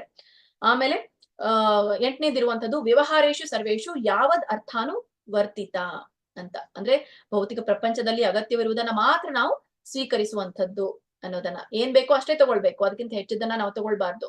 ಯಾಕೆಂದ್ರೆ ಆಧುನಿಕತೆ ಮುಂದುವರೆದ್ರು ಕೂಡ ನಾವೆಲ್ಲ ಆನ್ಲೈನ್ ಅಲ್ಲಿ ಇದ್ದೇವೆ. ಸೊ ನಾವೆಲ್ಲ ಏನೋ ಹೊಸ ತಂತ್ರಜ್ಞಾನವನ್ನ ಕೂಡ ಬಳಸ್ಕೊಳ್ತೇವೆ, ಟೆಕ್ನಾಲಜಿಯನ್ನ ಯೂಸ್ ಮಾಡ್ತಾ ಇದ್ದೇವೆ. ಆದ್ರೆ ಆ ಒಂದು ಮೀಡಿಯಾಗಳಲ್ಲಿ ಎಷ್ಟೊಂದು ಸೋಷಿಯಲ್ ಮೀಡಿಯಾಗಳಿದೆ. ಆ ಸೋಷಿಯಲ್ ಮೀಡಿಯಾಗಳನ್ನ ನಾವು ಯಾತಕ್ಕಾಗಿ ಬಳಸ್ತಾ ಇದ್ದೇವೆ? ಕೇವಲ ಕೃಷ್ಣ ಪ್ರಜ್ಞೆ ಪ್ರಸಾರಕ್ಕಾಗಿ. ಅದಕ್ಕೋಸ್ಕರ ನಾವು ವ್ಯವಹಾರೇಶು ಸರ್ವೇಶು ಯಾವದ ಅಥಾನುವರ್ತತೆ, ಏನೇ ವ್ಯವಹಾರಗಳಿದ್ರು ಕೂಡ ಅದರಿಂದ ಬೇಕಾದದನ್ನ ಮಾತ್ರ ನಾವು ಸ್ವೀಕರಿಸಬೇಕು, ಅಗತ್ಯವಿರುವುದನ್ನ ಮಾತ್ರ ನಾವು ಸ್ವೀಕರಿಸಬೇಕು. ಕೇವಲ ನಮಗೆ ಕೃಷ್ಣನ ಭಕ್ತಿ ಕೊಡೋ ತರ ಆ ಒಂದು ವ್ಯವಹಾರ ಇರಬೇಕು ಅನ್ನೋದನ್ನ ಹೇಳ್ತಾರೆ. ಇದು 8ನೇದ್ದು. 9ನೇದ್ದು ಇರುವಂತದ್ದು ಹರಿವಾಸರ ಸಮ್ಮಾನೋ. ಇಲ್ಲಿ ಹರಿವಾಸರ ಸಮ್ಮಾನ ಅಂದ್ರೆ ಹರಿಯ ಜೊತೆಗೆ ನಾವು ವಾಸ ಮಾಡೋದು. ಯಾವಾಗ ನಮ್ಗೆ ವಾಸ ಮಾಡ್ಲಿಕ್ಕೆ ಅವಕಾಶ? ಏಕಾದಶಿಯ ದಿನ ನಮ್ಗೆ ಸಿಗುವಂಥದ್ದು. ಸೊ ಏಕಾದಶಿಯ ದಿನ ನಾವು ಉಪವಾಸವನ್ನ ಆಚರಿಸುವಂಥದ್ದು. ಇದು 9ನೇದ್ದು. ಆಮೇಲೆ 10ನೇದಿರುವಂಥದ್ದು ಧಾತ್ರಿ ಅಶ್ವತ್ಥಾದಿ ಗೌರವಂ. ಈಗ ಎಷ್ಟೊಂದು ವೃಕ್ಷಗಳನ್ನ ನಾವು ಕಾಣ್ತೇವೆ, ಅಶ್ವತ್ಥ ವೃಕ್ಷ, ಪವಿತ್ರವಾದ ಮರಗಳು. ಅದರಲ್ಲಿ ಎಲ್ಲಕ್ಕಿಂತ ಪವಿತ್ರವಾದದ್ದು ತುಳಸಿ ಗಿಡ. ಸೊ ಇವುಗಳನ್ನ ನಾವು ಪೂಜಿಸುವಂಥದ್ದು ಅಂತ ಹೇಳಿ. ಹೀಗೆ ಈ 10 ಏನು ಅಂಶಗಳಿದೆಯೋ ಇವು ಪ್ರವೃತ್ತಿಗಳು ಅಂತ. ಇವನ್ನ ನಾವು ಆಚರಿಸಲೇಬೇಕು. ಒಬ್ಬ ಭಕ್ತನಾದವನು ಇವುಗಳನ್ನೆಲ್ಲ ಅನುಸರಿಸಿದಾಗ ಮಾತ್ರ ಅವನು ಭಕ್ತನಾಗ್ಲಿಕ್ಕೆ ಸಾಧ್ಯ. ಮತ್ತೆ ಯಾವ್ದೆಲ್ಲ ನಾವು ಬಿಡಬೇಕು? ಸೊ ಇವುಗಳನ್ನ ಅನುಸರಿಸಬೇಕಾದ್ರೆ ಬಿಡಲಿಕ್ಕೆನೂ ಕೂಡ ನಮ್ಗೆ ಹೇಳಿದ್ದಾರೆ. ಏನನ್ನ ನಾವು ಬಿಡಬೇಕು ಅನ್ನೋದನ್ನ ಇಲ್ಲಿ ನಮ್ಗೆ ತಿಳಿಸ್ತಾರೆ. ಇವು ಕೂಡ 10 ಅಂಶಗಳನ್ನ ನಾವು ಕಾಣ್ತೇವೆ. ಸೊ ಭಕ್ತರಲ್ಲದವರ ಸಂಘವನ್ನ ನಾವು ತ್ಯಜಿಸ್ಬೇಕು. ಮತ್ತೆ ಭಕ್ತಿಯನ್ನು ಕೈಗೊಳ್ಳುವ ಆಪೇಕ್ಷೆ ಇಲ್ಲದವನಿಗೆ ನಾವು ಉಪದೇಶ ನೀಡಬಾರ್ದು. ಸೊ ಭಕ್ತಿಯಲ್ಲಿ ಅವನು ಇಲ್ಲ ಅಂತಂದ್ರೆ, ಅವ್ನು ಕೇಳಲಿಕ್ಕೆ ಆಪೇಕ್ಷೆ ಇಲ್ಲ ಅಂದ್ರೆ ನಾವು ಅವನಿಗೆ ಏನೇ ಉಪದೇಶವನ್ನ ಕೊಟ್ಟರು ಕೂಡ ಅದು ವ್ಯರ್ಥ. ಇಲ್ಲದೆ ಮಠಗಳನ್ನು ನಿರ್ಮಿಸುವ ಉತ್ಸಾಹ ವ್ಯಕ್ತಿಯಲ್ಲಿ ಇರಬಾರದು. ನಾನು ಹೆಚ್ಚಾಗಿ ಟೆಂಪಲ್ ಗಳನ್ನ ಕಟ್ಟಬೇಕು. ಶ್ರೀಲ ಪ್ರಭುಪಾದರಿಗೆ ಇತ್ತು ಟೆಂಪಲ್ ಗಳನ್ನ ಕಟ್ಟಬೇಕು. ಯಾಕೆ ಅಂತಂದ್ರೆ ಅಲ್ಲಿ ಇರುವಂತಹ ಶಿಷ್ಯರಿಗೆ ಉತ್ಸಾಹವನ್ನ ತುಂಬಲಿಕ್ಕೆ, ಅವರಿಗೆ ಪ್ರೋತ್ಸಾಹವನ್ನ ಕೊಡ್ಲಿಕ್ಕೆ. ಆದ್ರೆ ಇಲ್ಲಿ ಹೆಚ್ಚೆಚ್ಚು ನಾನು ಪ್ರಶಂಸೆ ಗಳಿಸ್ಲಿಕ್ಕೆ, ಪ್ರತಿಷ್ಠೆಯನ್ನ ಪಡ್ಕೊಳ್ಳಿಕ್ಕೆ ನಾನು ಮಠಗಳನ್ನ, ಟೆಂಪಲ್ ಗಳನ್ನ ನಿರ್ಮಾಣ ಮಾಡ್ತೀನಿ ಅಂತಂದ್ರೆ ಅದು ತಪ್ಪು ಅನ್ನೋದನ್ನ ಇಲ್ಲಿ ಬರೀತಾರೆ. 4ನೇದು 10 ಹಲವು ಪುಸ್ತಕಗಳನ್ನು ಓದಲು ವ್ಯಕ್ತಿಯು ಪ್ರಯತ್ನಿಸಬಾರದು. ಈಗ ನೋಡಿ, ಪುಸ್ತಕಗಳು ತುಂಬಾ ಇದೆ. ಶ್ರೀಲ ಪ್ರಭುಪಾದ ಅವ್ರದ್ದು ಪುಸ್ತಕಗಳನ್ನ ನಾವು ಕಾಣ್ತೇವೆ. ಸೊ ಒಟ್ಟಾರೆ ಇಷ್ಟೆಲ್ಲ ಪುಸ್ತಕ ಇದೆ ಅಂತ ತೆಗೆದುಕೊಂಡ್ಬಿಟ್ಟು ನಮ್ಗೆ ಒಂದನ್ನು ಕೂಡ ಓದ್ಲಿಕ್ಕೆ ಆಗ್ಲಿಲ್ಲ ಅಂತಂದ್ರೆ ಅದು ವ್ಯರ್ಥ ಪ್ರಯತ್ನ. ಈಗನೂ ಕೂಡ ಆನ್ಲೈನ್ ನಲ್ಲಿ ತುಂಬಾ ಕ್ಲಾಸಸ್ ಗಳನ್ನ ನಾವು ನೋಡ್ತೇವೆ. ಕೇವಲ ಇಸ್ಕಾನ್ ಮ್ಯಾಂಗ್ಳೂರಿಂದಲ್ಲ, ನಾವು ತುಂಬಾನೇ ಕಡೆಯಿಂದ ನಾವು ಕ್ಲಾಸಸ್ ಗಳನ್ನ ನಾವು ಕೇಳ್ತೇವೆ. ಆದ್ರೆ ಎಲ್ಲ ಕೋರ್ಸ್ಗಳನ್ನ ಮಾಡ್ತೇವೆ. ಎಲ್ಲ ಕೋರ್ಸಸ್ ಒಂದಾದ್ಮೇಲೆ ಒಂದು. ಆದ್ರೆ ನಾವು ಎಷ್ಟು ಓದ್ತಾ ಇದ್ದೇವೆ ಅದು ತುಂಬಾ ಮುಖ್ಯವಾಗಿರುವಂತದ್ದು. ಸೊ ಒಂದು ಪುಸ್ತಕ ಓದಿದ್ರು ಕೂಡ ನಾವು ಅದ್ರಲ್ಲಿ ಎಷ್ಟು ತಿಳ್ಕೊಂಡಿದೀವಿ ಅನ್ನೋದು ಮುಖ್ಯವಾಗಿದೆ. ಅದಕ್ಕೆ ಶ್ರೀಲ ಪ್ರಭುಪಾದ ಅವ್ರು ಹೇಳ್ತಾರೆ, ನಾವು ಓದ್ಬೇಡಿ, ನೀವು ಅಧ್ಯಯನವನ್ನ ಮಾಡಿ ಅಂತ ಹೇಳ್ತಾರೆ. ಅದಕ್ಕಾಗಿ ಅಧ್ಯಯನ ಮಾಡಿ ಅನ್ನೋಕೋಸ್ಕರನೇ ಶ್ರೀಲ ಪ್ರಭುಪಾದ ಅವರ ಕನಸಾಗಿತ್ತು ಈ ಭಕ್ತಿಶಾಸ್ತ್ರಿ ಅನ್ನುವಂತ ಕೋರ್ಸ್ ತರುವಂತದ್ದು. ಅದಕ್ಕಾಗಿ ಎಲ್ಲಾ ಕಡೆ ಈ ಭಕ್ತಿ ವೈಭವ ಅನ್ನುವಂಥದ್ದು ಅಧ್ಯಯನದ ಮೂಲಕ ನಡೀತಾ ಇದೆ. ಕೇವಲ ಇದು ಭಕ್ತರಿಗೆ ಇನ್ನಷ್ಟು ಭಕ್ತಿಯಲ್ಲಿ ಮುಂದುವರಿಲಿಕ್ಕೆ ಇರ್ಲಿರುವಂತಹ ಪ್ರೋತ್ಸಾಹ ಮಾತ್ರ. ಕೇವಲ ಇಲ್ಲಿ ಅಂಕಗಳನ್ನ ಗಳಿಸಿ ಸರ್ಟಿಫಿಕೇಟ್ ಪಡ್ಕೊಳ್ಳಿಕ್ಕಲ್ಲ, ಭಕ್ತರಿಗೆ ಭಕ್ತಿ ಮಾರ್ಗದಲ್ಲಿ ಮುಂದುವರಿಲಿಕ್ಕೆ ಮಾಡುವಂತಹ ಪ್ರೋತ್ಸಾಹ ಇದಾಗಿದೆ ಅನ್ನೋದನ್ನ ನಾವು ಅರ್ಥ ಮಾಡ್ಕೊಳ್ಬೇಕು. 10 ಬಗೆಯ ಪುಸ್ತಕಗಳನ್ನ ನಾವು ಓದ್ಲಿಕ್ಕೆ ಮುಂದಾಗದೆ, ಒಂದು ಪುಸ್ತಕ ಓದಿದ್ರು, ಒಂದು ಪ್ಯಾರಾಗ್ರಾಫ್ ಓದಿದ್ರು ಅದೆಷ್ಟು ನಾವು ಗ್ರಹಿಸ್ತಾ ಇದೀವಿ ಅನ್ನೋದು ತುಂಬಾ ಮುಖ್ಯವಾಗಿರುವಂತದ್ದು. ಸೊ ನಾವು ನಿಟ್ಟಿನಲ್ಲಿ ಕಾರ್ಯವನ್ನ ಮಾಡ್ಬೇಕು. ದೈನಂದಿನ ವ್ಯವಹಾರಗಳಲ್ಲಿ ನಿರ್ಲಕ್ಷ್ಯದಿಂದ ಇರಬಾರದು. ಸೊ ದೈನಂದಿನ ವ್ಯವಹಾರ ಅಂದ್ರೆ ಇದು ನಮ್ಮ ದೈನಂದಿನ ಯೋಜನೆಗಳು ಏನಾಗಿರ್ಬೇಕು. ಶ್ರೀಲ ಪ್ರಭುಪಾದರು ನಮ್ಗೆ ದೈನಂದಿನ ಒಂದು ಪಟ್ಟಿನೇ ಕೊಟ್ಬಿಟ್ಟಿದ್ದಾರೆ. ಮಾರ್ನಿಂಗ್ ಮಂಗಳಾರತಿಯಿಂದ ಹಿಡಿದು ಕೊನೆಗೆ ಇರುವಂತಹ ಶಯನ ಆರತಿವರೆಗೂ ಕೂಡ ನಮಗೆ ಒಂದು ಪಟ್ಟಿನೇ ಕೊಟ್ಬಿಟ್ಟಿದ್ದಾರೆ. ಸೊ ಆ ಪಟ್ಟಿಯನ್ನ ನಾವು ಅನುಸರಿಸಬೇಕು ಅಂತ. ಯಾಕಂದ್ರೆ ಸಾಮಾನ್ಯವಾಗಿ ನಮ್ಮ ಜೀವನದ ಯೋಜನೆಯನ್ನ ನಾವು ಮಾಡ್ಕೊಳ್ಳೋದಿಲ್ಲ. ಯಾವಾಗೋ ಹೇಳ್ತೇವೆ, ಯಾವಾಗೋ ನಾವು ಊಟವನ್ನ ಮಾಡ್ತೇವೆ. ಸೊ ಇದು ದೈನಂದಿನ ಒಂದು ಪದ್ಧತಿ ಅಲ್ಲ. ಸೊ ದೈನಂದಿನ ಒಂದು ಕಾರ್ಯಕ್ರಮಗಳಲ್ಲಿ ನಾವು ನಿರ್ಲಕ್ಷ್ಯವನ್ನ ತೋರ್ಬಾರ್ದು ಅನ್ನೋದು 5ನೇದ್ದು. 6ನೇದ್ದು ಕಳೆದು ಹೋಗುವುದಕ್ಕೆ ಶೋಕ ಪಡುವುದಾಗಲಿ, ಭಾಗ್ಯ ಬಂದಾಗ ಹೀಗುವುದಾಗ್ಲಿ ಮಾಡಬಾರ್ದು ಅಂತ ಹೇಳಿ. ಸೊ ಏನು ಈ ನಮ್ಗೆ ಯಾವುದೇ ಒಂದು ಒದಗಿದಾಗ ಸಂತೋಷ, ದುಃಖ ಅನ್ನುವಂಥದ್ದು ಸಾಮಾನ್ಯವಾಗಿರುವಂಥದ್ದು. ಸೊ ಒಬ್ಬ ಯಾವಾಗ ಸಮದರ್ಶನ ಅಂತ ಹೇಳ್ತೇವೆ. ಸೊ ಒಂದೇ ಸಮಸ್ಥಿತಿಯಲ್ಲಿ ಇರುವಂಥವನು, ಎಲ್ಲವನ್ನು ಒಂದೇ ತರನಾಗಿ ಕಾಣುವಂಥವನು. ಸೊ ಹಾಗೆ ನಾವು ಇರಬೇಕು. ಸೊ ದುಃಖ ಬಂದಾಗನು ಕೂಡ ನಾವು ಒಂದೇ ತರನಾಗಿರುವಂಥದ್ದು, ಖುಷಿ ಬಂದಾಗ ಕೂಡ, ಸಂತೋಷ ಬಂದಾಗ ಕೂಡ ಒಂದೇ ತರನಾಗಿರುವಂಥದ್ದು. ಸೊ ಹಾಗೆ ನಾವು ಇರಬೇಕು ಅನ್ನೋದನ್ನ ಹೇಳ್ತಾರೆ. ಮತ್ತೆ ದೇವತೆಗಳಿಗೆ ಅಗೌರವವನ್ನ ತೋರಬಾರದು. ಸೊ ದೇವತೆಗಳು ಅಂದ್ರೆ ಇಲ್ಲಿ ನಮ್ಗೆ ನಿಯೋಜಿತವಾದಂತಹ ದೇವರು. ಯಾರಿಂದ? ಕೃಷ್ಣನಿಂದ. ಯಾರ್ಯಾರಿದ್ದಾರೆ? ಮುಕ್ಕೋಟಿ ದೇವತೆಗಳನ್ನ ನಾವು ಕಾಣ್ತೇವೆ. ಆ ಮುಕ್ಕೋಟಿ ದೇವತೆಗಳು ಕೂಡ ಅವರಿಗೆ ಬಹಳಷ್ಟು ಕೆಲವೊಂದು ಪ್ರವಚನಗಳಲ್ಲಿ ಹೇಳ್ತಾರೆ. ಆದ್ರೆ ಶ್ರೀಲ ಪ್ರಭುಪಾದರು ಸ್ವತಃ ಅಲ್ಲಿ ಬರೀತಾರೆ, ದೇವತೆಗಳಿಗೆ ಅಗೌರವವನ್ನ ತೋರ್ಬಾರ್ದು. ಅವ್ರಿಗೆ ನಾವು ಗೌರವವನ್ನ ಕೊಡ್ಲೇಬೇಕು. ಯಾಕಂದ್ರೆ ಅವರು ನೇರವಾಗಿ ಭಗವಂತನಿಂದ ನಿಯೋಜಿತವಾದಂತವ್ರು, ಭಗವಂತನ ಪ್ರತಿನಿಧಿಗಳವರು. ಯಾಕೆ? ಅವರು ನಮಗೋಸ್ಕರ ಕಾರ್ಯವನ್ನ ಮಾಡ್ತಾ ಇದ್ದಾರೆ. ಇಲ್ಲಿ ನಮ್ಗೆ ಭಕ್ತಿ ಮಾಡ್ಲಿಕ್ಕೆ ಸಿಗ್ತಾ ಇದೆ. ನಾವು ಭಕ್ತಿ ಮಾಡ್ತಾ ಇದ್ದೇವೆ, ಕೂತ್ಕೊಂಡು ಏನ್ ಮಾಡ್ತಾ ಇದ್ದೇವೆ ನಾವು? ಭೂಮಿ ತಾಯಿ ನಮ್ಗೆ ಆಹಾರವನ್ನ ಕೊಡ್ತಾ ಇದ್ದಾಳೆ, ಗಾಳಿ ಸಿಗುತ್ತೆ, ಮಳೆ ಸಿಗುತ್ತೆ, ಬೆಳೆ ಸಿಗುತ್ತೆ. ನಾವ್ ಪ್ರಿಪೇರ್ ಮಾಡ್ಕೊಂಡು ತಿನ್ನೋದಷ್ಟೇ ನಮ್ ಕೆಲ್ಸ. ನಾವೇನ್ ಮಾಡ್ತಾ ಇದ್ದೇವೆ? ಆದ್ರೆ ದೇವತೆಗಳು ಏನ್ ಮಾಡ್ತಾ ಇದ್ದಾರೆ? ಅವ್ರಿಗೆ ಎಲ್ಲಿ ಕೇವಲ ಭಗವಂತ ಕೊಟ್ಟಿರೋ ಕಾರ್ಯವನ್ನ ಅವ್ರು ಮಾಡ್ತಾ ಇದ್ದಾರೆ. ಅದು ಒಂಥರನಾದಂತ ಭಕ್ತಿ. ಆದ್ರೆ ಅವರು ದಿನದ 24 ಗಂಟೆಗಳು ಕೂಡ ಅವ್ರು ಕಾರ್ಯವನ್ನ ನಿರ್ವಹಿಸ್ತಾ ಇದ್ದಾರೆ. ನಾವು ಅಟ್ಲೀಸ್ಟ್ ಒಂದು 8 ಅವರ್ಸ್ ನಾವು ನಿದ್ದೆ ಆದ್ರೂ ಮಾಡ್ತೇವೆ. ಆದ್ರೆ ದೇವತೆಗಳು 24 ಗಂಟೆ, ಸೊ ಈ ಪ್ರಳಯ ಆಗೋವರೆಗೂ ಕೂಡ ನಮ್ಗೆ ಕಾರ್ಯವನ್ನ ಅದನ್ನ ನಿರ್ವಹಿಸ್ತಾನೆ ಇರ್ತಾರೆ ಅನ್ನೋದನ್ನ ನಾವು ತಿಳ್ಕೊಳ್ಬೇಕು. ಅದಕ್ಕಾಗಿ ಅವ್ರಿಗೆ ಗೌರವವನ್ನ ನಾವು ಕೊಡ್ಬೇಕು. ಸೊ ನೆಕ್ಸ್ಟ್ ಇರುವಂತದ್ದು, ಯಾವುದೇ ಜೀವಿಯನ್ನ 8ನೇದ್ದು, ಯಾವುದೇ ಜೀವಿಯನ್ನು ವಿನಾಕಾರಣ ಹಿಂಸಿಸಬಾರದು. ಯಾವುದೇ ಜೀವಿ ಆಗಿರ್ಬಹುದು, ಅದು ಚಿಕ್ಕ ಕಾಣದೇ ಇರುವಂತಹ, ಕಣ್ಣಿಗೆ ಕಾಣದೇ ಇರುವಂತಹ ಜೀವಿನೇ ಆಗಿರ್ಬಹುದು, ಅಥವಾ ಕಣ್ಣಿಗೆ ಕಾಣುವಂತಹ ಜೀವಿ ಆಗಿರಬಹುದು. ಸೊ ಅವುಗಳನ್ನ ನಾವು ಹಿಂಸಿಸ್ಲಿಕ್ಕೆ ಪ್ರಯತ್ನವನ್ನ ಮಾಡಬಾರ್ದು ಅನ್ನೋದನ್ನ. ಸೊ ಮತ್ತೆ 9ನೇದು, ದೇಗುಲದಲ್ಲಿ ವಿಗ್ರಹ ಆರಾಧನೆ ಮಾಡುವಾಗ ಅಥವಾ ಭಗವನ್ ನಾಮ ಸಂಕೀರ್ತನೆಯಲ್ಲಾಗುವ ಅಪರಾಧಗಳನ್ನು ಎಚ್ಚರ ವಹಿಸಿ ತಡೆಯಬೇಕು. ಸೊ ಈಗ ಈ ಒಂದು ದೇವಸ್ಥಾನದಲ್ಲಿ ವಿಗ್ರಹ ಪೂಜೆ ನಡೀತಾ ಇರುತ್ತೆ ಅಂತ ಇಟ್ಕೊಳ್ಳಿ, ಅಥವಾ ಸಂಕೀರ್ತನೆ ನಡೀತಾ ಇರುತ್ತೆ. ಅಲ್ಲೇನೋ ಒಂಥರನಾದಂತಹ ಅಪರಾಧ ಆಗ್ತಾ ಇರುತ್ತೆ, ಆಗ್ಬಹುದು ಅಥವಾ ನಾವು ಮಾಡಬಹುದು. ಸೊ ಅಂತ ಆಗುವಂತಹ ಅಪರಾಧ ಮತ್ತೆ ನಾವು ಮಾಡುವಂತಹ ಅಪರಾಧವನ್ನ ನಾವು ತಡೆ ಹಿಡಿಲಿಕ್ಕೆ ಪ್ರಯತ್ನವನ್ನ ಮಾಡ್ಬೇಕು. ಸೊ ಪ್ರಯತ್ನವನ್ನ ನಾವು ಹೇಗೆ ಮಾಡ್ತೇವೆ? ನಮ್ಗೆ ಗೊತ್ತಿರೋದಿಲ್ಲ ನಾವು ಅಪರಾಧ ಮಾಡ್ತಾ ಇದ್ದೀವಿ ಅಂತ. ಸೊ ಯಾರಾದ್ರೂ ನಮ್ಗೆ ಬಂದು ಹೇಳಿದಾಗ ನಾವು ಅದನ್ನ ಕೇಳ್ಬೇಕು. ಸೊ ಅದಕ್ಕೆ ಪ್ರತಿ ಉತ್ತರವಾಗಿ ನಾವು ಹೇಳ್ಬಾರ್ದು ನಾವು ಹೀಗೆ ಮಾಡ್ತೀವಿ ಅಂತ. ಯಾಕೆಂದ್ರೆ ಗೊತ್ತಿಲ್ಲದೆ ಇರೋದನ್ನ ನಾವು ಕೇಳಿ ತಿಳಿದುಕೊಳ್ಬೇಕಾಗತ್ತೆ. ಹೀಗೆ ನಾವ್ ಎಲ್ಲೇ ದೇವಸ್ಥಾನಗಳಿಗೆ ಹೋದ್ರು ಕೂಡ ಅಲ್ಲಿ ಇರುವಂತಹ ಆಚರಣೆಗಳನ್ನ ತಿಳಿದುಕೊಂಡು ನಾವು ಅದೇ ತರ ನಡ್ಕೊಳ್ಬೇಕಾಗಿರುವಂತದ್ದು ಮುಖ್ಯವಾಗಿರುವಂತದ್ದು. ಸೊ ಇದರ ಕುರಿತಾಗಿ 9ನೇ ವಿಷಯ ಏನು, ವಿಗ್ರಹ ಆರಾಧನೆ ಅಥವಾ ಇಲ್ಲಿ ಸಂಕೀರ್ತನೆ ಅಥವಾ ಟೆಂಪಲ್ ನಲ್ಲಿ ಆಗುವಂತಹ ಅಪರಾಧಗಳಿದೆಯೋ, ಇದ್ರ ಕುರಿತಾಗಿ ಮತ್ತೆ ನಮ್ಗೆ ಸೇವಾ ಅಪರಾಧದಲ್ಲಿ ತಿಳಿಸಲಾಗಿದೆ. ಅಲ್ಲಿ ನಾವು ನೋಡೋಣ. 10ನೇದ್ದು, ಕೃಷ್ಣ ಅಥವಾ ಅವನ ಭಕ್ತರನ್ನು ತೆಗಳುವ ಜನರ ವಿಷಯದಲ್ಲಿ ಸಹಿಷ್ಣುನಾಗಿರಬಾರದು. ನೋಡಿ, ಇಲ್ಲಿ ಮುಖ್ಯವಾಗಿ ಹೇಳಿರುವಂತದ್ದು ಇದು ವೈಷ್ಣವ ಅಪರಾಧ.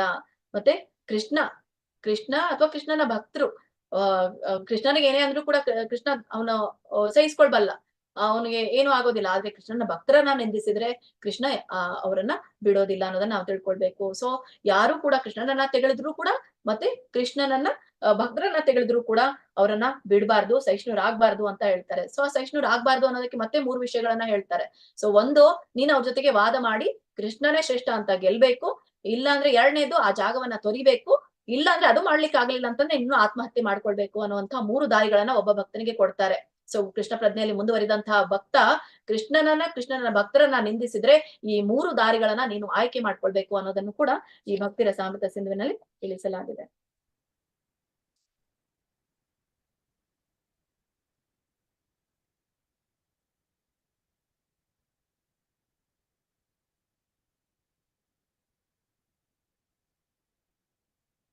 ಮತ್ತೆ ಮುಂದಿನ 64 ಅಂಶಗಳನ್ನ ಇಲ್ಲೇ ಕೊಡಲಾಗಿದೆ.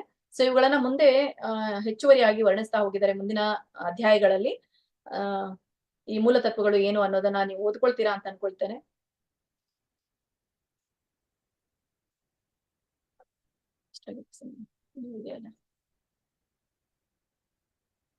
ಸೊ ಇಲ್ಲಿ ನಮ್ದು ಪ್ರಾಥಮಿಕ ಭಾಗ, ಪ್ರಾಥಮಿಕ ವಿಧಗಳಾಯ್ತು, ಪ್ರವೃತ್ತಿ ಮತ್ತೆ ನಿವೃತ್ತಿ. ಇನ್ನು ನಾವು 44 ಹೆಚ್ಚುವರಿ ಅಂಶಗಳನ್ನ ನೋಡೋಣ. ಯಾವ್ದದ್ದು ಹೆಚ್ಚುವರಿ ಅಂಶಗಳು? ಇದು ಆನುಷಂಗಿಕ ಭಾಗ ಅಂತ ಕರೀತೇವೆ, ಅಥವಾ ದ್ವಿತೀಯಕ ವಿಧಗಳು ಅಂತ ಕರಿಬಹುದು. ದ್ವಿತೀಯ ವಿಧಗಳು ಅಂತಂದ್ರೆ ಇವು ಮುಖ್ಯವಾದದ್ದು ಅಂತ ಅಲ್ಲ, ಮುಖ್ಯವಾದವುಗಳೇ. ಅವುಗಳನ್ನು ಕೂಡ ನೀವು ಪಾಲಿಸಬೇಕು ಅನ್ನೋದನ್ನ ಹೇಳ್ತಾರೆ. ಸೊ ಯಾವ್ದು ಅದು? ವೈಷ್ಣವರ ಗುರುತಾದ ತಿಲಕದಿಂದ ವ್ಯಕ್ತಿಯು ದೇಹವನ್ನ ಅಲಂಕರಿಸಿಕೊಳ್ಬೇಕು ಅನ್ನೋದನ್ನ ಹೇಳ್ತಾರೆ. ಆಮೇಲೆ ತಿಲಕ ಧಾರಣೆ ಜೊತೆಯಲ್ಲಿ ವ್ಯಕ್ತಿಯು ತನ್ನ ದೇಹದ ಮೇಲೆ ಕೃಷ್ಣ ಹರೇ ಕೃಷ್ಣ ಎಂದು ಕೂಡ ಬರೆದುಕೊಳ್ಳಬಹುದು. ಆಮೇಲೆ ಮೂರನೇದು ಭಗವಂತನಿಗೆ ಅರ್ಪಿಸುವ ಹೂಗಳನ್ನ ಹೂವಿನ ಹಾರಗಳನ್ನ ನಾವು ಧಾರಣ ಮಾಡುವಂಥದ್ದು, ಆ ವಾಸನೆಯನ್ನ ನೋಡುವಂಥದ್ದು, ಮತ್ತೆ ಅವುಗಳನ್ನ ಸ್ವೀಕರಿಸುವಂಥದ್ದು ಅನ್ನೋದನ್ನ ಹೇಳ್ತಾರೆ. ಅರ್ಚಾ ವಿಗ್ರಹದ ಎದುರು ನರ್ತಿಸುವುದು, ನರ್ತಿಸಬೇಕು ಅರ್ಚಾ ವಿಗ್ರಹದ ಎದುರು. ಮತ್ತೆ ಅರ್ಚಾ ಮೂರ್ತಿಯನ್ನು ಗುರುಗಳನ್ನು ಕಂಡೊಡನೆ ಅವರಿಗೆ ಬಾಗಿ ನಮಸ್ಕರಿಸುವುದು ವ್ಯಕ್ತಿಯು ಕಲಿಯಬೇಕು ಅಂತ. ನಾವು ಅರ್ಚಾ ವಿಗ್ರಹದ ಮುಂದ್ಗಡೆ ಹೋದ್ಮೇಲೆ ಇಲ್ಲ ಅರ್ಚಾ ವಿಗ್ರಹದ ಮುಂದ್ಗಡೆ ನಾವು ಹೋಗ್ತೇವೆ. ಯಾವಾಗ ಟೆಂಪಲ್ ಒಳಗಡೆ ಹೋದ್ಮೇಲೆ ಅರ್ಚಾ ವಿಗ್ರಹ ನೋಡಿದ ತಕ್ಷಣ ನಾವು ನಮಸ್ಕಾರವನ್ನ ಮಾಡ್ಬೇಕು. ಸೊ ಈಗ ಇನ್ನೊಂದು ಪ್ರಶ್ನೆ ಬರುವಂತದ್ದು, ಅರ್ಚಾ ವಿಗ್ರಹದ ಒಂದು ಬಾಗಿಲು ಮುಚ್ಚಿರುತ್ತೆ ಅಂತ ಇಟ್ಕೊಳ್ಳಿ, ಅವಾಗ ನಾವು ನಮಸ್ಕಾರ ಮಾಡ್ಬೇಕೋ ಬೇಡವೋ ಅನ್ನುವಂತ ಒಂದು ಪ್ರಶ್ನೆ ಬರುತ್ತೆ. ಇಲ್ಲ, ನಾವು ಅವಾಗ ನಮಸ್ಕಾರವನ್ನ ಮಾಡಬಾರ್ದು. ಯಾಕೆಂದ್ರೆ ಆ ಕರ್ಟನ್ ಏನ್ ಮುಚ್ಚಿರುತ್ತೋ ಟೆಂಪಲ್ದು, ಅದು ಕೃಷ್ಣನ ಸಮಯ. ಅಂದ್ರೆ ಕೃಷ್ಣನನ್ನ ಒಬ್ಬಂಟಿ ಆಗಿಬಿಟ್ಟಿರುವಂತದ್ದು. ನಾವು ಕೃಷ್ಣ ಸರ್ವಾಂತರ್ಯಾಮಿ, ಕುತ್ಕೊಂಡು ಏನ್ ಬೇಕಾದವನ್ನ ನೋಡ್ಬಹುದು. ಆದ್ರೂ ಕೂಡ ಅವನಿಗೆ ನಾವು ಡಿಸ್ಟರ್ಬ್ ಮಾಡಬಾರ್ದು. ಯಾವಾಗ ಬಾಗಿಲು ಮುಚ್ಚಿರುತ್ತೋ ದೇವಾಲಯದು, ಯಾವುದೇ ದೇವಾಲಯ ಆಗಿರಬಹುದು, ಬಾಗಿಲು ಮುಚ್ಚಿರುತ್ತೋ ಅಥವಾ ಕರ್ಟನ್ ಹಾಕಿರುತ್ತೋ ಅವಾಗ ಹೋಗಿ ನಾವು ನಮಸ್ಕಾರ ಮಾಡುತ್ತೇವೆ. ಅದು ನಾನ್ ಕೇಳಿರೋ ಪ್ರಕಾರ ಅಲ್ಲಿ ನಮಸ್ಕಾರ ಮಾಡಬಾರ್ದು ಅಂತ ಹೇಳ್ತಾರೆ. ಸೊ ಕೇವಲ ತೆರೆದರೆ ಮಾತ್ರ ನಾವಲ್ಲಿ ನಮಸ್ಕಾರ ಮಾಡ್ಬೇಕು. ಇಲ್ಲಾಂದ್ರೆ ಯಾಕೆ ಮಾಡಬಾರ್ದು ಅಂದ್ರೆ ಭಗವಂತ ತುಂಬಾ ಭಕ್ತರ ಮೇಲೆ ಕರುಣೆ ಉಳ್ಳಂತವನು. ಯಾರು ಬಂದ್ರು ನಾನ್ ಭಕ್ತ ಅಂತ ಹೇಳಿ ಎದ್ದು ಬಿಡ್ತಾನಂತೆ. ಸೊ ಅವನಿಗೆ ನಾವು ಡಿಸ್ಟರ್ಬ್ ಮಾಡ್ದಾಗ ಆಗತ್ತೆ, ಆ ತರನಾಗಿ ಹೇಳ್ತಾರೆ. ಮತ್ತೆ ಈವನ್ ಭಗವಂತನ ವಿಗ್ರಹ ಅಥವಾ ಈ ಒಂದು ಬಾಗಿಲು ತೆರೆದಾಗ ನಾವು ಭಗವಂತನ ಮುಂದ್ಗಡೆ ಇತರರಿಗೆ ನಾವು ನಮಸ್ಕಾರ ಮಾಡೋದಾಗ್ಲಿ ಇವುಗಳನ್ನು ಕೂಡ ನಾವು ಮಾಡ್ಬಾರ್ದು. ಅಥವಾ ಸಪೋಸ್ ಅದೇನಾದ್ರು ಮುಚ್ಚಿತ್ತು ಅಂತ ನಾವ್ ಅವಾಗ ಮಾಡ್ಬಹುದು, ಅಗೌರವ ತೋರ್ಬಾರ್ದು ಅಂತ ಇಲ್ಲ, ಆದ್ರೆ ನಾವು ಅದನ್ನು ಕೂಡ ಮಾಡ್ಬಾರ್ದು. ಅಂದ್ರೆ ವ್ಯಕ್ತಿಯು ಕೃಷ್ಣನ ದೇಗುಲದಲ್ಲಿ ಪ್ರವೇಶಿಸುವಾಗ ಎದ್ದು ನಿಲ್ಬೇಕು. ದೇಗುಲದಲ್ಲಿ ಉತ್ಸವ ಮೂರ್ತಿಯನ್ನು ಬೀದಿಗಳಲ್ಲಿ ಮೆರವಣಿಗೆಗೆ ಒಯ್ದಾಗ ಭಕ್ತನು ಮೆರವಣಿಗೆಯಲ್ಲಿ ಪಾಲ್ಗೊಳ್ಬೇಕು. ಸೊ ಮೆರವಣಿಗೆಯಲ್ಲಿ ಏನಾದ್ರು ನಾವು ನೋಡಿದ್ರೆ ಅದ್ರಲ್ಲಿ ಪಾಲ್ಗೊಳ್ಬೇಕು, ನೃತ್ಯದಲ್ಲಿ ಪಾಲ್ಗೊಳ್ಬೇಕು. ಸೊ ಇದರ ಕುರಿತಾಗಿ ಹೇಳ್ತಾರೆ. 8ನೇದಿರುವಂತದ್ದು, ಸೊ ಭಕ್ತನೊಬ್ಬ ವಿಷ್ಣುವಿನ ದೇವಸ್ಥಾನಕ್ಕೆ, ಕೃಷ್ಣನ ದೇವಸ್ಥಾನಕ್ಕೆ ಕನಿಷ್ಠ 1 ಸಾರಿ ಅಥವಾ 2 ಸಾರಿ ಬೆಳಿಗ್ಗೆ ಅಥವಾ ಸಾಯಂಕಾಲ ಭೇಟಿ ಕೊಡ್ಬೇಕು. ಸೊ 3 ಸಲ ಭೇಟಿ ಕೊಡ್ಲಿಕ್ಕೆ ಆಗ್ಲಿಲ್ಲ ಅಂದ್ರೂ ಕೂಡ ಅಟ್ಲೀಸ್ಟ್ 1 ಸಲ ಆದ್ರೂ ನಾವು ಭೇಟಿಯನ್ನ ಕೊಡ್ಬೇಕು ಅನ್ನೋದನ್ನ ಹೇಳ್ತಾರೆ. 9ನೇದು, ಕನಿಷ್ಠ 3 ಬಾರಿ ಆದ್ರೂ ದೇವಾಲಯಕ್ಕೆ ಪ್ರದಕ್ಷಿಣೆ ಸುತ್ತಬೇಕು. ದೇವಾಲಯಕ್ಕೆ ಹೋದಾಗ ನಾವು ಎಷ್ಟು ಪ್ರದಕ್ಷಿಣೆ ಸುತ್ತೇವೆ? ಒಬ್ರು ನಿಂತಲ್ಲೇನೆ ಸುತ್ತಾರೆ. ಸೊ ಅದು ತಪ್ಪು ಅಂತ ಹೇಳ್ತಾರೆ. ಸೊ ಇಲ್ಲಿ ನಾವು ಕನಿಷ್ಠ 3 ಬಾರಿ ಆದ್ರೂ ಪ್ರದಕ್ಷಿಣೆಯ ದೇವಸ್ಥಾನಕ್ಕೆ ಹೋಗಿ ಬರ್ಬೇಕು ಅನ್ನೋದನ್ನ ಹೇಳ್ತಾರೆ. 3ಕ್ಕಿಂತ ಹೆಚ್ಚು ಬಾರಿ ಅಂದ್ರೆ 10 ಬಾರಿ 15 ಬಾರಿ ಪ್ರದಕ್ಷಿಣೆ ಹಾಕಬಹುದು ಅನ್ನೋದನ್ನ ಹೇಳ್ತಾರೆ. 3, 10, 15.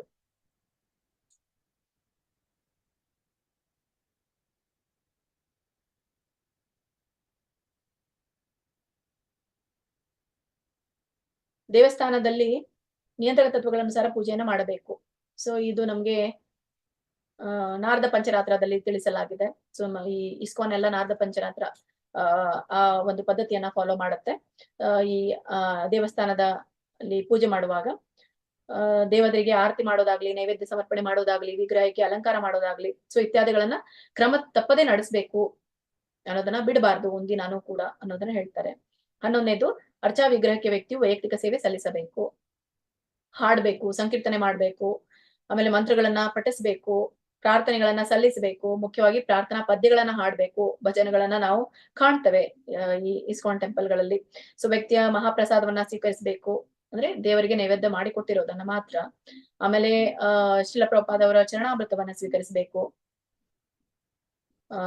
ವ್ಯಕ್ತಿ ಒಬ್ಬ ಚರಣಾಮೃತವನ್ನ ಸ್ವೀಕರಿಸಬೇಕು ಅಂದ್ರೆ ಭಗವಂತನಿಗೆ ಮಾಡಿರುವಂತಹ ಅಭಿಷೇಕ, ಅದನ್ನ ತೀರ್ಥ ರೂಪದಲ್ಲಿ ಭಕ್ತರು ಸ್ವೀಕರಿಸಬೇಕು. ಮತ್ತೆ ಭಗವಂತನಿಗೆ ಅರ್ಪಿಸಿದ ಪರಿಮಳ ದ್ರವ್ಯವನ್ನ, ಹೂಗಳನ್ನ ವ್ಯಕ್ತಿ ಆಘ್ರಾಣಿಸಬೇಕು. ವಿಗ್ರಹದ ಪಾದಾರ ಬಿಂದುಗಳನ್ನ ಸ್ಪರ್ಶಿಸಬೇಕು. ಪೂಜಾ ವಿಗ್ರಹವನ್ನು ಇನ್ನೊಂದು ತಿಳ್ಕೊಬೇಕು, ವಿಗ್ರಹದ ಪಾದಾರ ಬಿಂದುವನ್ನ ನಾವು ಸ್ಪರ್ಶಿಸಬೇಕು ಅಂತ ಹೇಳಿ. ಯಾಕಂದ್ರೆ ಸ್ಪರ್ಶಿಸ್ಲಿಕ್ಕೆ ನಾವೆಲ್ಲರೂ ಕೂಡ ಅರ್ಹರಿಲ್ಲ. ಹೋದ ತಕ್ಷಣ ನಾವಲ್ಲಿ ಮುಟ್ಲಿಕ್ಕೆ ಆಗಲ್ಲ, ಕಾಲು ಮುಟ್ಲೂಬಾರ್ದು ನಾವು ವಿಗ್ರಹವನ್ನ. ನಮ್ಗೆ ಅಷ್ಟು ಇನ್ನೂ ಅರ್ಹತೆ ಇಲ್ಲ. ಆದ್ರೆ ನಾವ್ ಏನ್ ಮಾಡ್ಬೋದು, ಯಾವಾಗ್ಲೂ ನಾವು ಟೆಂಪಲ್ ಒಳಗಡೆ ಹೋದಾಗ ನಾವು ದೃಷ್ಟಿಯನ್ನ ಹರಿಸೋದು ಪಾದದ ಮೇಲೆ. ಮೊದ್ಲು ಮುಖ ನೋಡ್ಬಾರ್ದು ನಾವು ಕೃಷ್ಣನದು. ಈವನ್ ಮಂಗಳಾರತಿ ಸಮಯದಲ್ಲಿಯೂ ಕೂಡ ನಾವು ಏನ್ ಮಾಡ್ತೇವೆ, ಫಸ್ಟ್ ಅದು ಡೈರೆಕ್ಟ್ ಆಗಿ ವಿಡಿಯೋ ಅದೇ ಸ್ಟಾರ್ಟ್ ಆಗಿರುತ್ತೆ, ನಾವು ನೋಡ್ತೇವೆ. ಬಟ್ ಫಸ್ಟ್ ನಾವು ನೋಡ್ಬೇಕಾಗಿರೋದು ಭಗವಂತನ ಪಾದಕಮಲಗಳನ್ನ.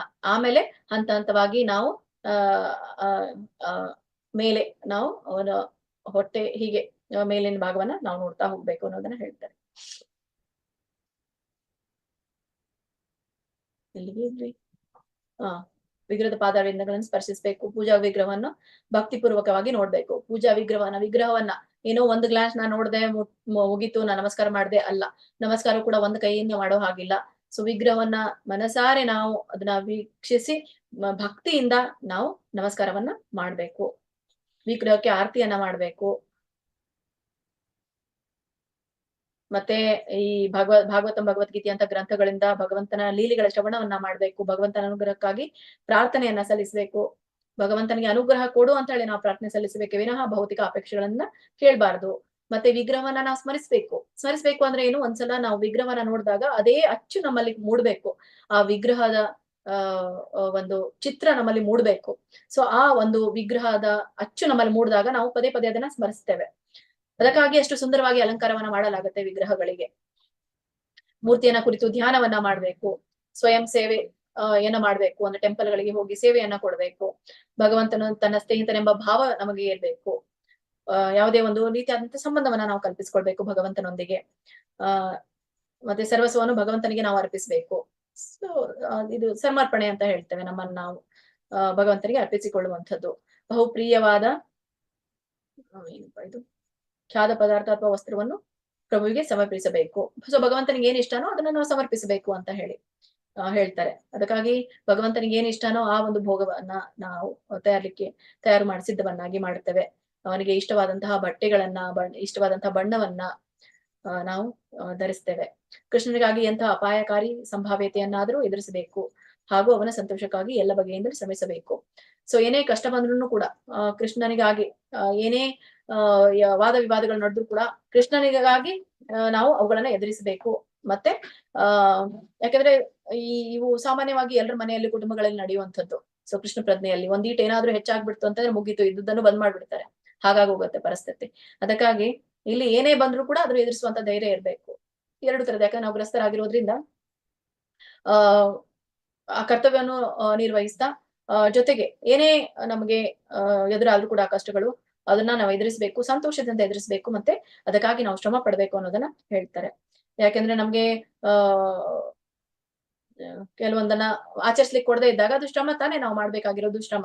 ನೀನ್ ಮಾಡ್ಬೇಡ ಅಂತ ಹೇಳಿದಾಗ ನಾವು ಅದನ್ನ ಏನೇ ಕೃಷ್ಣನ ಕುರಿತಾಗಿ ಈ ಪ್ರವಚನವನ್ನ ಕೇಳೋದು, ಕದ್ದು ಮುಚ್ಚಿ ಕೇಳೋದಾಗಿರ್ಬಹುದು. ಸೊ ಅದು ಕೂಡ ನಡೆಯುತ್ತೆ. ಸೊ ಇದು ಒಂದು ಶ್ರಮವನ್ನ ಪಡೆದ ಹಾಗೇನೆ ನಾವು. ಇಲ್ಲಾಂದ್ರೆ ಮನೇಲಿ ಬೇಡ ಅಂತ ಹೇಳಿದಾರಂತೆ ಬಿಟ್ಬಿಟ್ರೆ ಅದು ಶ್ರಮ ಅಲ್ಲ. ಸೊ ಈ ಒಂದು ಕಷ್ಟ ಇದ್ರೂ ಕೂಡ ನಾವು ಶ್ರಮ ವಹಿಸಿ ಕೇಳೋದೆ ಇದು ಶ್ರಮದ ಕುರಿತಾಗಿ ಹೇಳ್ತಾ ಇದ್ದಾರೆ.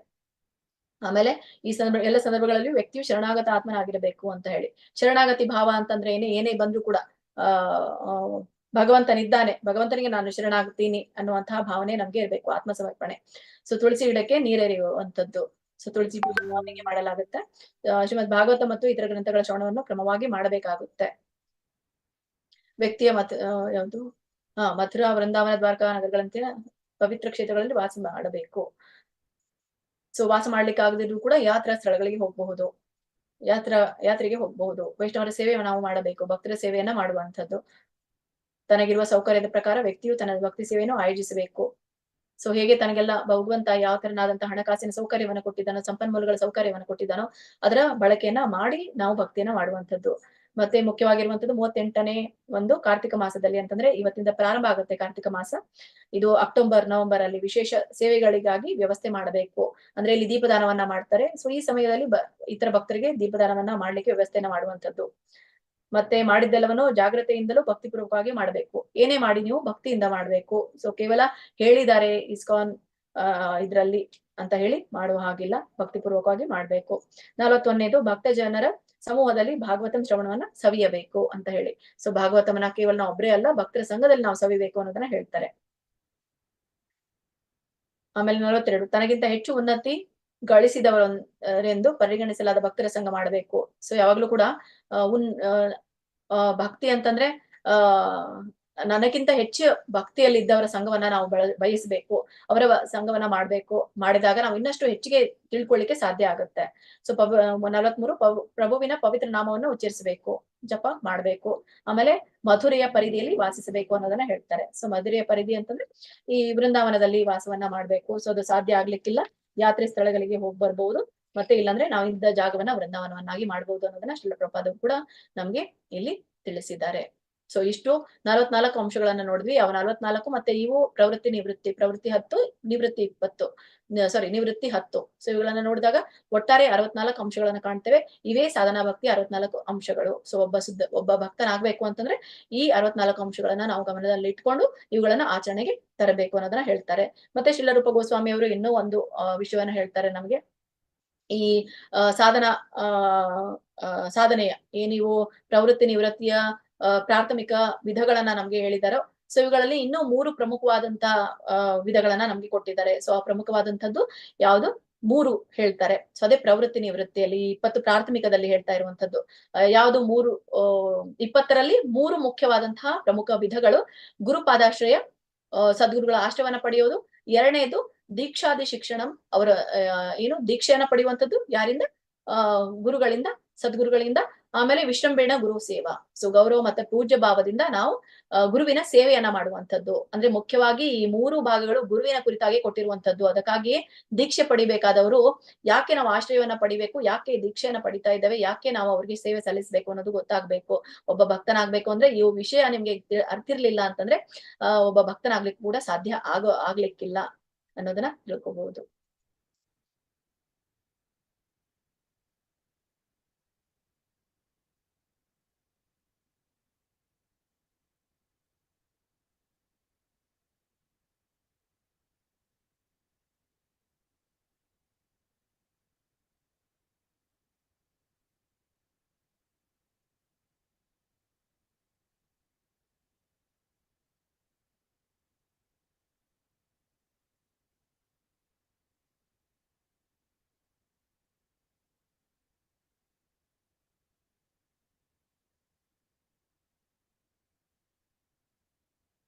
ಇವುಗಳನ್ನ ಡಿಸ್ಕಸ್ ಮಾಡಿದೀವಿ ಈಗ.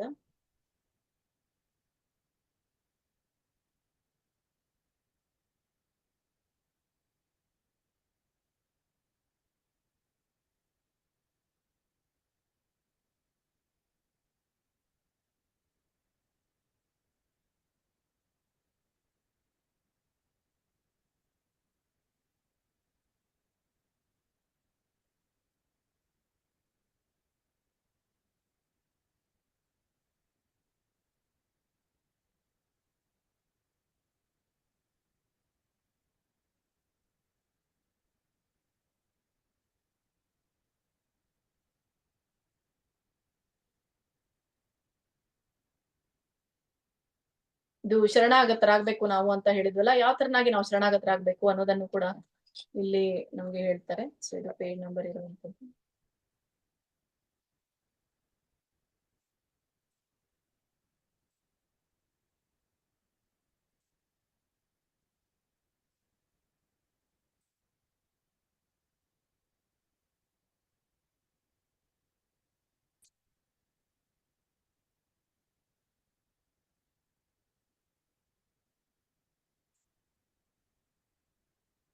ಹ್ಮ್ 35ನೇ ಅಂಶ ಇದು ಶರಣಾಗತಿ ಅಂತ ಬರುವಂತದ್ದು. ಅಲ್ಲಿ ನಾವು ಗಂಭೀರ ಭಕ್ತರು 3 ವಿಧಾನಗಳನ್ನ 3 ವಿಧಾನಗಳಲ್ಲಿ ಕೃಷ್ಣನಿಗೆ ಶರಣಾಗ್ತಾರೆ ಅಂತ. ಇಲ್ಲಿ ನಮ್ಗೆ ಪ್ರಶ್ನೆ ಬರ್ಬೋದು, ಶರಣಾಗೋದು ಅಂತಂದ್ರೆ ಹೇಗೆ ಶರಣಾಗೋದು ನಾವು ಅಂತ ಹೇಳಿ. ಸೊ ಕೇವಲ ಕಷ್ಟ ಕಾಲ ಬಂದಾಗ ಶರಣಾಗೋದಾ? ಇಲ್ಲ, ಇಲ್ಲಿ ಹೇಳ್ತಾ ಇರುವಂತದ್ದು 3 ತರನಾದಂತಹ ಶರಣಾಗತಿಯನ್ನ ಇಲ್ಲಿ ಹೇಳ್ತಾರೆ. ಇದು ಪುರಾಣಗಳಲ್ಲಿ ತಿಳಿಸಲಾಗಿದೆ. ಮೊದಲನೇದು ಸಂಪ್ರಾರ್ಥನಾತ್ಮಕ. ಸೊ ಇದು ಭಾವನಾತ್ಮಕವಾಗಿ ಪ್ರಾರ್ಥಿಸುವಂತದ್ದು, ಸಂಪ್ರಾರ್ಥನಾತ್ಮಕ. ಎರಡನೇದು ದೈನ್ಯವೋಧಿಕ, ಮೂರನೇದು ಲಾಲಸಾಮಯಿ ಅನ್ನೋದನ್ನ ಹೇಳ್ತಾರೆ. ಈ ಸಂಪ್ರಾರ್ಥನಾತ್ಮಕ ಅಂತಂದ್ರೆ ಇಲ್ಲಿ ಭಾವಾತ್ಮಕವಾಗಿ ನಾವು ಪ್ರಾರ್ಥಿಸುವಂತದ್ದು. ಈಗ ಕೆಲವೊಂದು ಭಜನೆಗಳು ಬರುತ್ತೆ, ನಾವು ಹೇಗೆ ಭಾವನಾತ್ಮಕವಾಗಿ ನಾವು ಪ್ರಾರ್ಥಿಸ್ಬೇಕು. ಸೊ ನಮ್ಗೆ ಭಾವನಾತ್ಮಕವಾಗಿ ಪ್ರಾರ್ಥಿಸ್ಲಿಕ್ಕೆ ಬರೋದಿಲ್ಲ. ಸೊ ನಮ್ಗೆ ಆ ಭಾವನೆಗಳೇ ಇಲ್ಲ.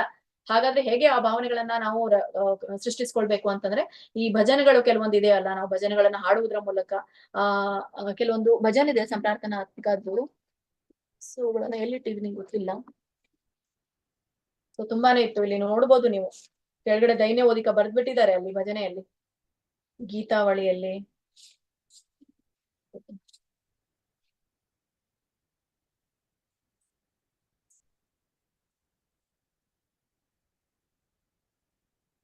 ಶರಣಾಗತಿಯಿಂದ ನೋಡಿ ಗುರುದೇವ ಕೃಪಾಬಿಂದು ದಿಯ ಕೋರೋ ಏಯಿ ದಾಸೆ. ಸೊ ಇವು ಶರಣಾಗತಿಯಿಂದ ಮಾಡುವಂತಹ ಹಾಡು ಇದು ಗುರುದೇವ. ಶರಣಾಗತಿಯಿಂದ ಇನ್ನೊಂದು ಶುದ್ಧ ಭಕತ ಅಂತ ಇದೆ ನೋಡಿ, ಶುದ್ಧ ಭಕತ ಚರಣ ರೇಣು ಭಜನ ಅನುಕೂಲ ಅಂತ. ಅಂದ್ರೆ ಶರಣಾಗತಿ ಅನ್ನುವಂಥದ್ದು ಇದೊಂದು ಪ್ರಾರ್ಥಿಸುವ ಭಾವ. ಆ ಭಾವನೆಯಿಂದ ಪ್ರಾರ್ಥಿಸಿರುವಂತವ್ರು ಈ ಆಚಾರ್ಯರುಗಳು. ಓ ವೈಷ್ಣವ ಠಾಕೂರ ಶರಣಾಗತಿಯಿಂದ ಮಾಡಿರುವಂತದ್ದು. ವೈಷ್ಣವ ಠಾಕೂರ ದೊಯಾರ ಸಾಗರ ಏ ದಾಸೆ ಕೊರೋಣ ಕೋರಿ. ಸೊ ಇವುಗಳಿಂದ ನಾವು ಶರಣಾಗತಿ ಭಾವವನ್ನ ಪಡಿಬಹುದು. ತುಂಬಾನೇ ಇದೆ. ನರೋತ್ತಮ್ ದಾಸ್ ಠಾಕೂರ್ ಅವರು ಬರೆದಿರುವಂತದ್ದೇ ಇದೆ.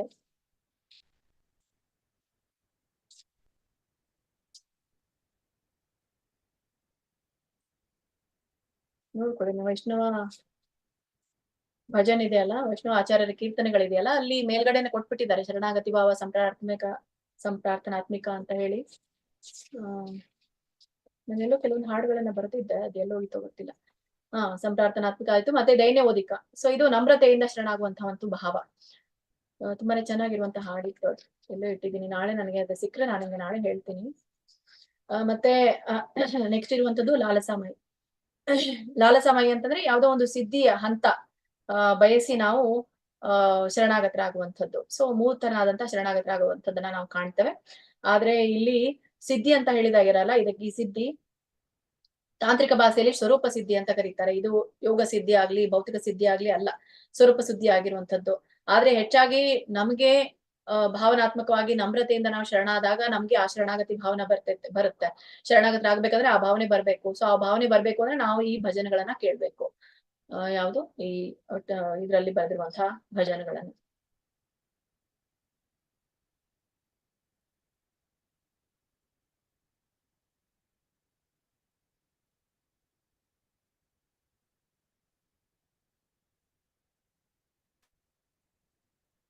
ಓಕೆ.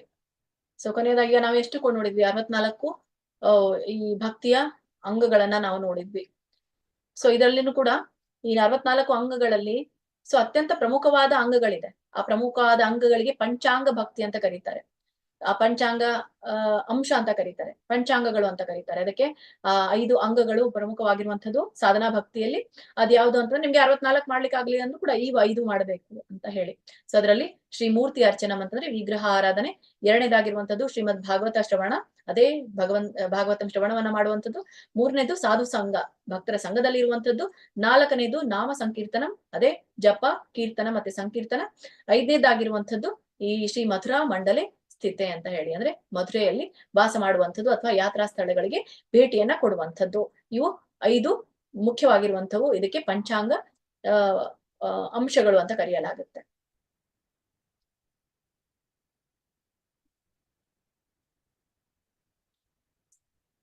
ಪಂಚಾಂಗಗಳು ಅಂತ ಕರೀತಾರೆ. ಮತ್ತೆ ಪಂಚಾಂಗ ಭಕ್ತಿ ಬೇರೆ ಆಗುತ್ತೆ, ಆ ಭಕ್ತಿ ಬೇರೆ ಆಗುತ್ತೆ. ಇದು ಪಂಚಾಂಗ, ಸಾರಿ ಯಾವುದು ಪಂಚಾಂಗ ಭಕ್ತಿ ಅಂತ ಕೂಡ. ಹರೇ ಕೃಷ್ಣ. ಓಕೆ, ಹರೇ ಕೃಷ್ಣ. ಇವತ್ತಿನ ತರಗತಿಯಲ್ಲಿ ಯಾವ್ದೆಲ್ಲ ಅಂಶಗಳನ್ನು ತಿಳಿದುಕೊಂಡ್ವಿ ಅನ್ನೋದನ್ನ ನಾವು ನೋಡೋಣ. ಇವತ್ತಿನ ತರಗತಿಯ ಸಾರಾಂಶ. ಸೊ ಇವತ್ತಿನ ತರಗತಿಯಲ್ಲಿ ನಾವು ಈ ಯಾವ ಕುರಿತಾಗಿ ಈ ಭಕ್ತಿ ಸೇವೆಯನ್ನ ಪ್ರಾರಂಭಿಸ್ಲಿಕ್ಕೆ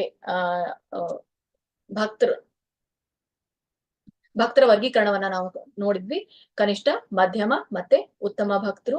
ಆಮೇಲೆ ಈ ನವಭಕ್ತರು ಯಾರ್ಯಾರು ಅನ್ನೋದಂತಹ 4 ವಿಧಗಳನ್ನು ನಾವು ಕಂಡ್ವಿ. ಅರ್ಥಾತಿ ಜಿಜ್ಞಾಸು ಜ್ಞಾನಿ. ಸೊ ಅವುಗಳ ಉದಾಹರಣೆಗಳನ್ನು ಕೂಡ ನಾವು ಕಂಡುಕೊಂಡ್ವಿ. ಮತ್ತೆ ಯಾವುದು ಈ ಮುಕ್ತಿ ಅಂದ್ರೆ ನಾವು ನಿನ್ನೆನೆ ತಿಳ್ಕೊಂಡಿದ್ವಿ. ಯಾವ್ದು ಇದು ಸಾರೋಕ್ಯ, ಸಾಷ್ಟಿ, ಸಾಮೀಪ್ಯ, ಸಾರೂಪ್ಯ, ಸಾಯುಜ್ಯ, ಅದ್ರ ಕುರಿತಾಗಿ ನಾವು ತಿಳ್ಕೊಂಡ್ವಿ. ಆಮೇಲೆ 64 ಅಂಶಗಳನ್ನ, ಅಂಗಗಳು, ನವವಿಧಗಳ ಯಾವ್ದು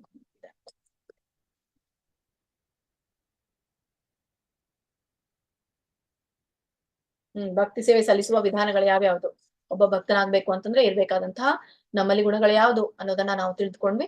ಅದರಲ್ಲಿ 2 ಭಾಗಗಳನ್ನ ನಾವು ಕಂಡ್ಕೊಂಡ್ವಿ. ಮೊದಲನೇದು ಈ ಪ್ರಾಥಮಿಕ ಭಾಗ, ಎರಡನೇದು ಅನುಷಂಗಿಕ ಭಾಗ. ಪ್ರಾಥಮಿಕ ಭಾಗದಲ್ಲಿ ಪ್ರವೃತ್ತಿ 10, ನಿವೃತ್ತಿ 10 ಇದೆ. ಆಮೇಲೆ ಅನುಷಂಗಿಕ ಭಾಗ ಅಥವಾ ದ್ವಿತೀಯಕ ಭಾಗದಲ್ಲಿ ಹೆಚ್ಚುವರಿ ಅಂಶಗಳನ್ನ 44 ಅಂಶಗಳನ್ನ ನಾವು ಕಾಣ್ತೇವೆ. ಸೊ ಅದರಲ್ಲಿ ಮುಖ್ಯವಾಗಿರುವಂತದ್ದು 10 ಅಂತ ಹೇಳ್ತಾರೆ. 10 ಯಾವುದು ಪ್ರವೃತ್ತಿಗಳು ತುಂಬಾ ಮುಖ್ಯವಾಗಿರುವಂತದ್ದು. ಅದು ಗುರುವಿನ ಕುರಿತಾಗಿ ನಮ್ಗೆ ತಿಳಿಸುತ್ತೆ. ಮತ್ತೆ ಆ ಸಾಧನಾ ಭಕ್ತಿಯಲ್ಲಿ 20 ಅಂಶಗಳಲ್ಲಿ ಪ್ರಮುಖವಾಗಿ 3 ಅಂಶಗಳ ಇದೆ. ಯಾವುದು ಗುರುಪಾದಾಶ್ರಯ, ದೀಕ್ಷಾದಿ ಶಿಕ್ಷಣ, ವಿಶ್ರಂಬಿಣ ಗುರು ಸೇವಾ.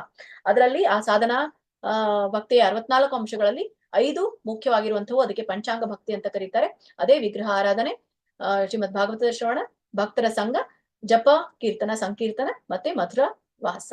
ಸೊ ಇದ್ರ ಕುರಿತಾಗಿ ನಾವು ತಿಳ್ಕೊಂಡ್ವಿ. ಇನ್ನು ನಾಳಿನ ತರಗತಿಯಲ್ಲಿ ನಾವು ಮುಂದಿನ 14ನೇ ಅಧ್ಯಾಯದಿಂದ ನಾವು ತಿಳಿದುಕೊಳ್ಳೋಣ ಅಂತ ಹೇಳ್ತಾ, ಸೊ ಇವತ್ತಿನ ತರಗತಿಗೆ ಅಲ್ಪ ವಿರಾಮವನ್ನ ಕೊಡೋಣ. ಇವತ್ತಿನ ತರಗತಿ ಕುರಿತಾಗಿ ಏನಾದ್ರು ಪ್ರಶ್ನೆಗಳಿದ್ರೆ ಹ್ಯಾಂಡ್ ರೈಸ್ ಮಾಡಿ. ಹರೇ ಕೃಷ್ಣ. ವಾಂಛಾ ಕಲ್ಪತರುಭ್ಯಶ್ಚ ಕೃಪಾ ಸಿಂಧುಭ್ಯೇವ ಚ ಪತಿತಾನಾಂ ಪಾವನೇಭ್ಯೋ ವೈಷ್ಣವೇಭ್ಯೋ ನಮೋ ನಮಃ. ಅನಂತ ಕೋಟಿ ವೈಷ್ಣವವೃಂದ ಕಿ ಜೈ. ಶ್ರೀಲ ಪ್ರಭುಪಾದ ಕಿ ಜೈ. ಶ್ರೀಲ ಗುರುದೇವ ಕಿ ಜೈ. ಹರೇ ಕೃಷ್ಣ. ಹರೇ ಕೃಷ್ಣ ಮಾತಾಜಿ, ಧನ್ಯವಾದ. ಲಿಂಕ್ ಹಾಕಿದ್ದಾರೆ ಮಾತಾಜಿ. ಹರೇ ಕೃಷ್ಣ ಮಾತಾಜಿ, ಯಾರು ಧನ್ಯವಾದ. ಅಟೆಂಡೆನ್ಸ್ ಹಾಕಿಲ್ವೋ ಅಟೆಂಡೆನ್ಸ್ ಹಾಕಿ. ಮಾತಾಜಿ ಅದು ಓಪನ್ ಆಗ್ತಾ ಇಲ್ಲ. ನೋಡಿ ಮಾತಾಜಿ, ನಿನ್ನಿಂದ ಇಶ್ಯೂ ಆಗ್ತಾ ಇದೆ. ರೂಪ ಮಾತಾಜಿ, ಅದು ಸ್ವಲ್ಪ ಚೆಕ್ ಮಾಡ್ಕೊಳ್ಳಿ. ಮಾತಾಜಿ ಅದು ಇಂಟರ್ನೆಟ್ ಸ್ಲೋ ಇದ್ರೆ ಆಗುದಿಲ್ಲ ಮಾತಾಜಿ. ಅವರಲ್ಲಿ ಇಂಟರ್ನೆಟ್ ಪ್ರಾಬ್ಲಮ್ ಇರ್ಬೇಕು. ಬಾಕಿ ಎಲ್ಲರದ್ದು ಆಗಿದೆ ಎಲ್ಲ. ಉಳ್ದವ್ರದ್ದು ಆಗಿದೆಯಾ? ಓಪನ್ ಆಗ್ತಾ ಇಲ್ಲ ಮಾತಾಜಿ ಅದು. ನಂಗೆ ಸಹ ಗೊತ್ತು. ಆಗ್ತಾ ಇದೆ ಮಾತಾಜಿ. ಆಗ್ತಾ ಇದೆ ಅಂತೆ. ಚೆಕ್ ಮಾಡ್ಕೊಳ್ಳಿ. ನಿನ್ನೆ ಏನೋ ಹೇಳಿದ್ರು ನೋಡಿ ಒಬ್ರು ಮಾತಾಜಿ ಅವರು, ಅದನ್ನ ಕ್ರೋಮ್ ನಲ್ಲಿ ಹೋಗಿ ಕಾಪಿ ಪೇಸ್ಟ್ ಮಾಡ್ಕೊಂಡು ಓಪನ್ ಮಾಡಿ. ಹರೇ ಕೃಷ್ಣ, ನೀವು ನಿನ್ನೆ ಗೂಗಲ್ ಅಲ್ಲಿ ಮಾಡಿದ್ರೆ ಅಲ್ಲಿ ಹಿಸ್ಟ್ರಿಯಲ್ಲಿ ನೋಡಿ ಓಪನ್ ಮಾಡಿ ಪುನಃ ಮತ್ತೆ ಬನ್ನಿ. ಅದೇನೋ ಕಾಪಿ ಪೇಸ್ಟ್ ಮಾಡ್ಕೊಂಡು ಕ್ರೋಮ್ ಅಲ್ಲಿ ಓಪನ್ ಮಾಡ್ಕೊಳ್ಳಿ ಅಂತ ಹೇಳಿದ್ರು ನೋಡಿ ನಿನ್ನೆ ಒಬ್ರು. ಅದು ಮಾಡಿ ನೋಡಿ ಮಾತಾಜಿ. ನಾನು ಇನ್ನೊಂದ್ಸತಿ ಲಿಂಕ್ ಹಾಕಿ ಮಾತಾಜಿ, ನಾನು ಮರ್ತು ಬಿಟ್ಟೆ. ಆಯ್ತು ಆಗ್ತಾ ಇದೆ.